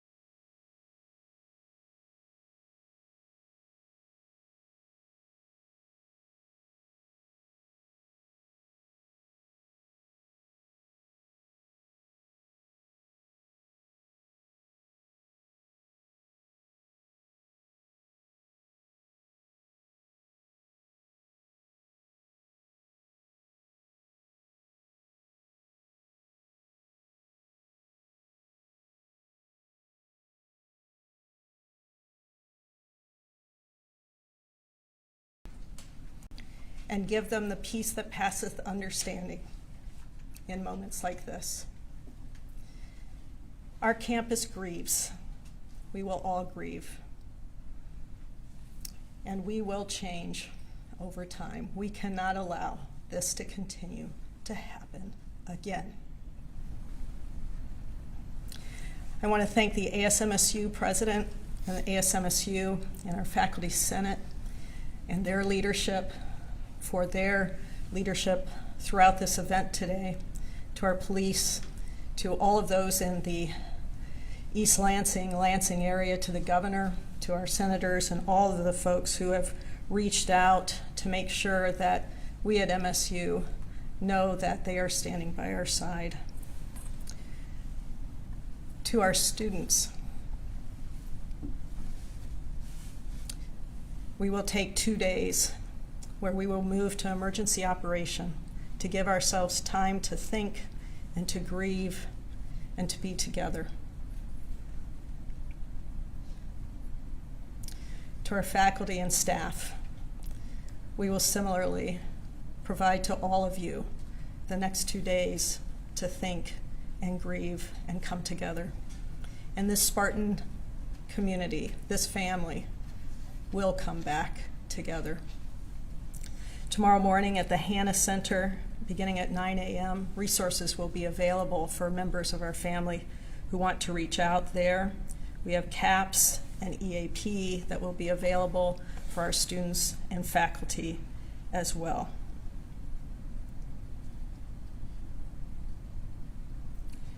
There is little else that can be said other than we are a community that is knit together by each other, and we will hold each other up in moments of grief as well as celebration.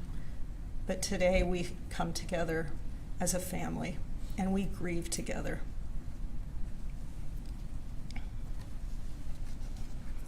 I want to thank Mayor Andy Shore and the other members of our community for standing with us.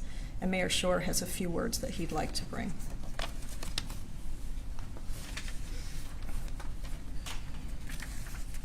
Tonight has been horrific. It's been horrific for all of the students here and around the region. Schools have been closed. This has affected our whole region, our whole community. It's affected families, everyone across our community. And I say community because tonight our entire region came together. We have law enforcement, we have firefighters and EMS, we have healthcare and first responders from all over mid-Michigan, from all over Michigan, who answered the call and rushed to campus to help. I've been in constant contact with Mayor Ron Bacon of East Lansing, who is at the police station. He wants to be here, but he has been in the police station coordinating along with my chief, along with state police, along with the county and several others. We know that now we have to come together to heal. Lansing will provide resources in conjunction with Michigan State University and East Lansing and others. It's time for us to provide the resources that our families need, our residents need. I've heard from residents and families all throughout the city of Lansing, in addition to East Lansing, and from all over Michigan. We will come together and we will heal and we will move forward together as a community. I'm going to pass it back to Deputy Chief, and he will share more information from law enforcement.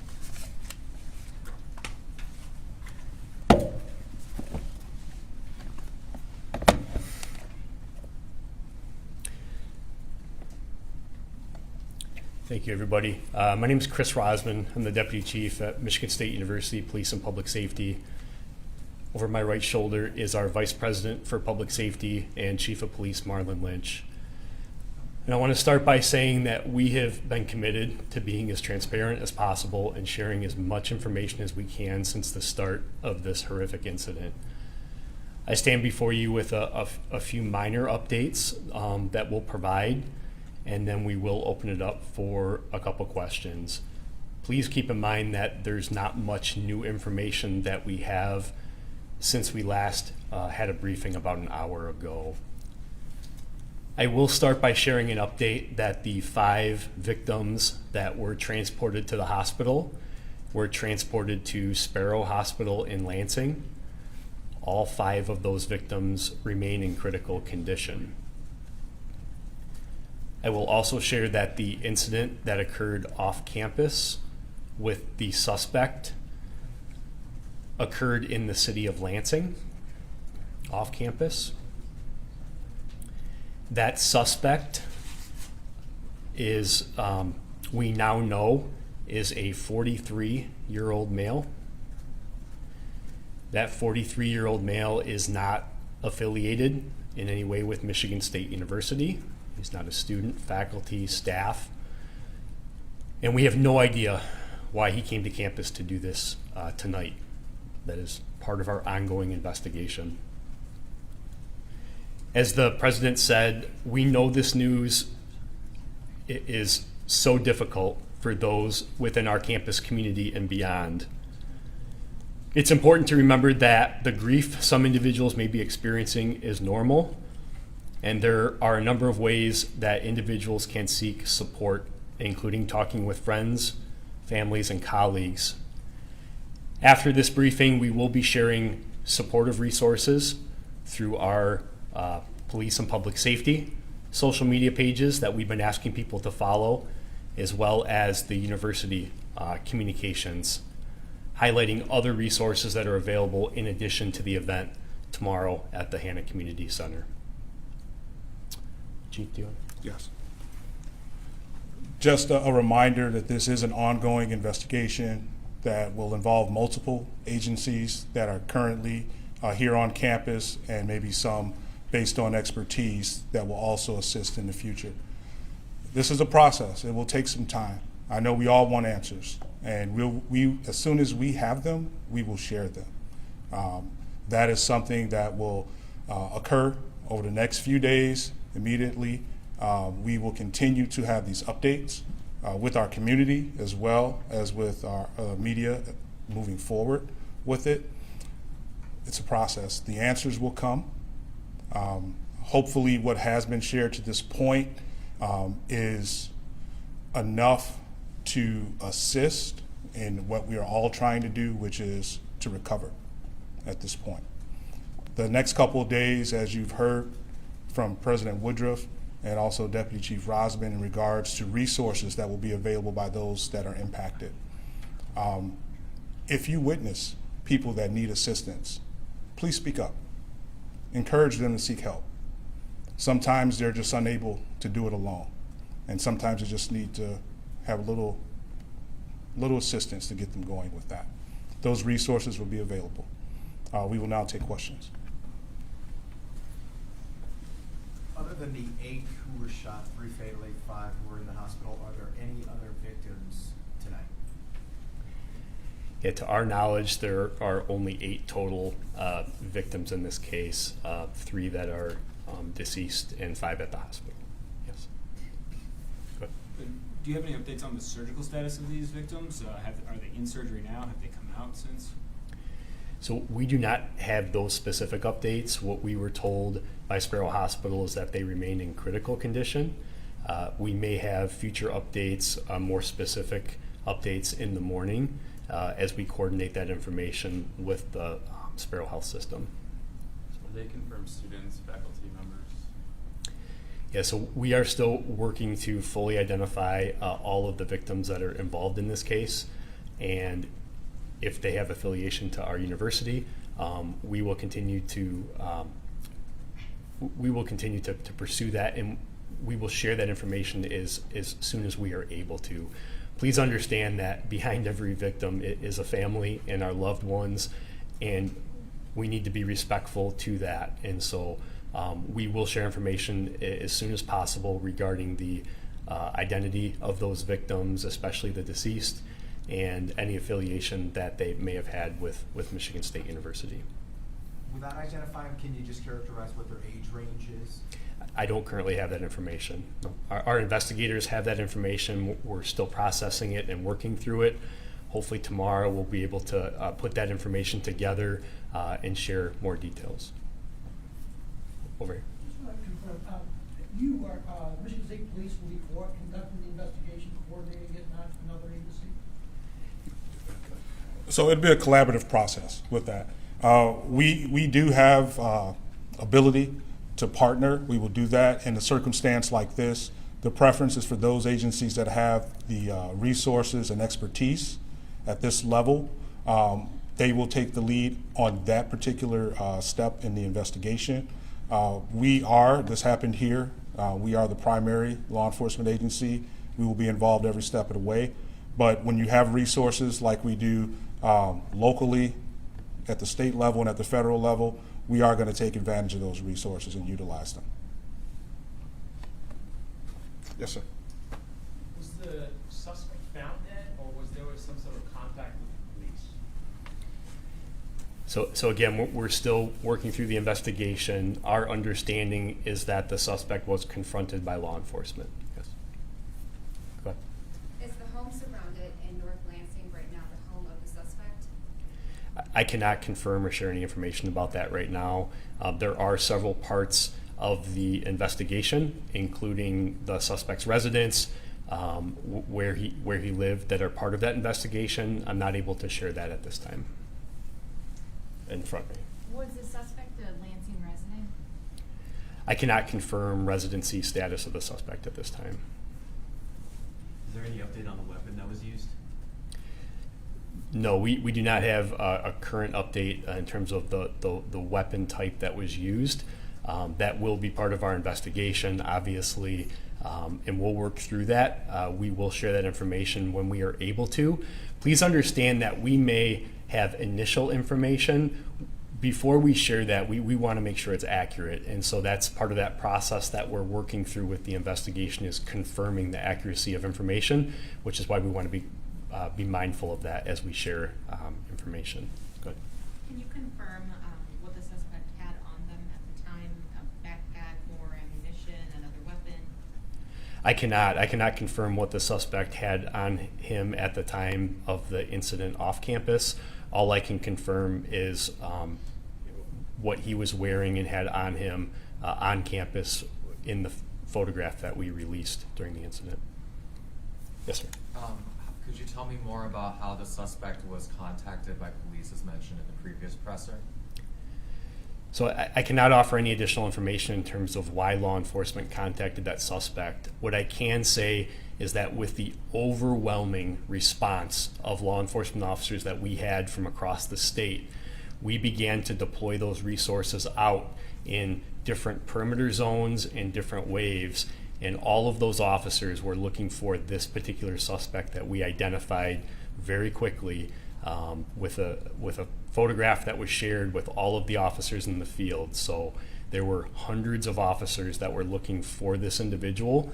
What led the officers to come across him and contact him, we will determine that. That will be part of our investigation, but I'm not able to share that at this point. In the back.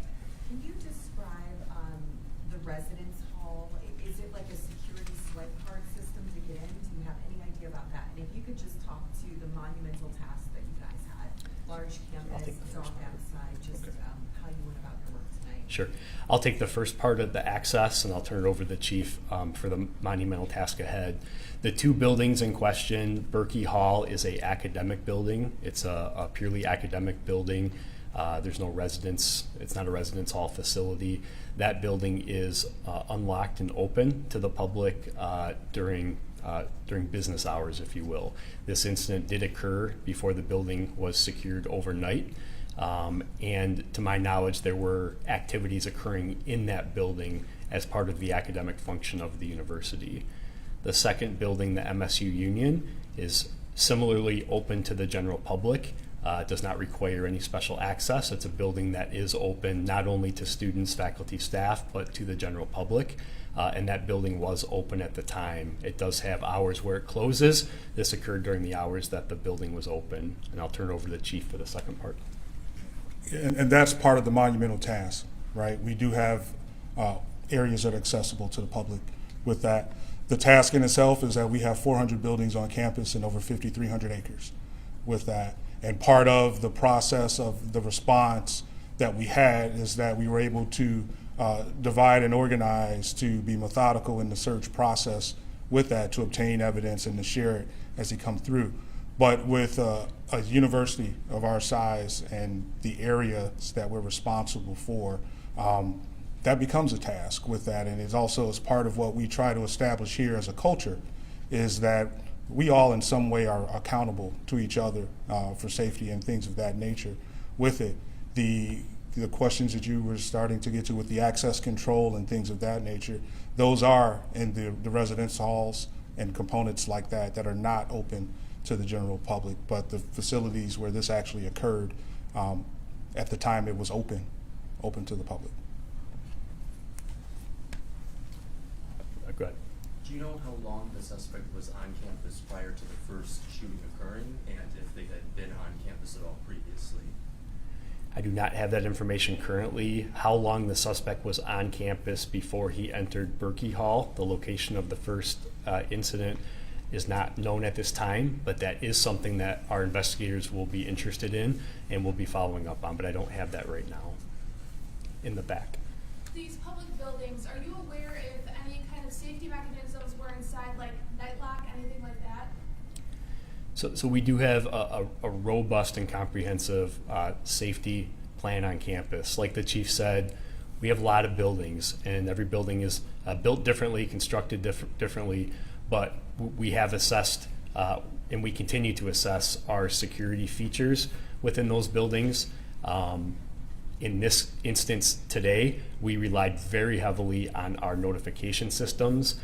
We know that during an incident involving an active shooter, that providing clear instructions to the community in terms of actions to take is very important. And that's why we pushed the information out very quickly, that there was an incident occurring, to shelter in place, to run, hide, fight, and we implemented the training that we have had in place, the emergency plans that we have had in place, and we instituted the training that not only the officers had, but that we've trained our community how to respond to an incident like this as well. So it's hard to talk about specific physical security features of a particular building down the road after this incident. That obviously is something that we will look at, and if there's ways to improve, we will look to improve. But right now we're really focused on the immediate response and the immediate aftermath to this tragedy. Gonna go over here. I just asked the president real quick. When you first found out that there was a shooting on the campus, what went through your mind? Well, I first tried to get the information, so it was critical to me that I have accurate information, and then my thoughts immediately went to the individuals who had been shot and their families and the students around them. And I think one of the things I'm most proud of is on a campus this size, how quickly every student, staff, faculty member immediately took action. They sheltered in place, and they did so for hours in order to allow our law enforcement to come together and quickly be able to survey the campus and set up the perimeters that were described. So my thoughts immediately went to those individuals who were in that room, in that classroom, and my prayers went to heaven.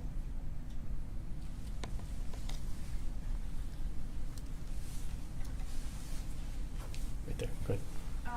I think you've said before that when you guys were responding to Berkey and Union, there were other calls for other calls that turned out to be false. Do you believe like those were intentionally false, or just part of the chaos of what was happening? Yeah, so just to be clear, the initial calls were only Berkey Hall and the Union. After the suspect left the Union, we did receive multiple erroneous reports of several either shooting incidents or incidents across campus at different locations. Obviously, that's going to be part of the investigation in terms of where those phone calls came from and who placed them. At this point, I can't offer any specifics, but that is something that we're very interested to determine and will be one of the focal points of the investigation to see if that's related in any way. Go ahead. How many other reports were there that weren't true or false? I don't have a specific number, but we did have numerous. I'll say more than 5. reports of either individuals hearing shots on campus that never occurred, or reporting a shooting that occurred at a different location. We immediately, due to the resources that we had at hand that were being deployed under a unified incident command structure, we dispatched teams to each of those calls, and they quickly arrived and quickly determined that the incident as reported did not occur at that location. But I can't emphasize enough that even though we were dealing with two different scenes, we continued to utilize our resources, our law enforcement partners, to actively ensure the safety of the rest of campus at that point. Do you know if there's any security footage or surveillance footage that would be out there that would be relevant for the incident, and will that footage be released to the public at some point in the investigation? So we obviously do have surveillance footage because we quickly released one of the images. That image that we were able to quickly capture and quickly disseminate to the public, and we can't thank the community enough for receiving that information and helping us to locate that suspect. So yes, we do have cameras in a lot of buildings on campus.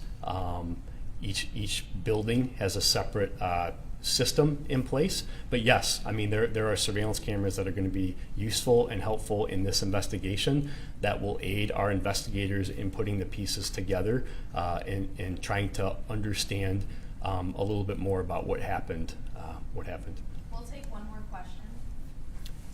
Yeah. Go ahead, ma'am. Next 24, 48 hours, what can we expect the university to look like for students and staff that are still going to be here? What kind of presence? You'll still see a continued presence due to the fact that we do have crime scenes that will still be processed with that. There will be the ongoing investigation of communicating with witnesses as well on campus. There'll be a lot of activity in regards to support for our community, as was mentioned earlier, with our counseling services, our health services. There will be notifications that will be made for where those will actually gather or take place along those lines. We made the announcement that 48 hours, the operations of the university will change. It does not mean that our campus will become vacated. We have approximately 19,000 students that reside on campus. We will still have things available to meet their needs as well. I can't say that it'd be business as usual because it's not. It's not going to be business as usual. Healing will begin as soon as possible with it. There will be a continued police presence during that time frame as well. But we'll have ongoing communications into what we're doing and why we're doing it. So we will definitely be here, and this is our campus. It's for our community and for specific purposes, and we'll overcome it. Thank you. Thank you. I'll close by saying that we will hold another news conference in the morning. We will announce that time once we confirm the time. It'll be right here. We'll continue to use this location, and we'll announce that time to gather back here in the morning to share additional information. If there's any updates that we can provide before that, we will continue to provide updates. So thank you. Thank you. Do we have an approximate time? Between 8 and 9? Do we have a time, Emily? 8 or 9, there's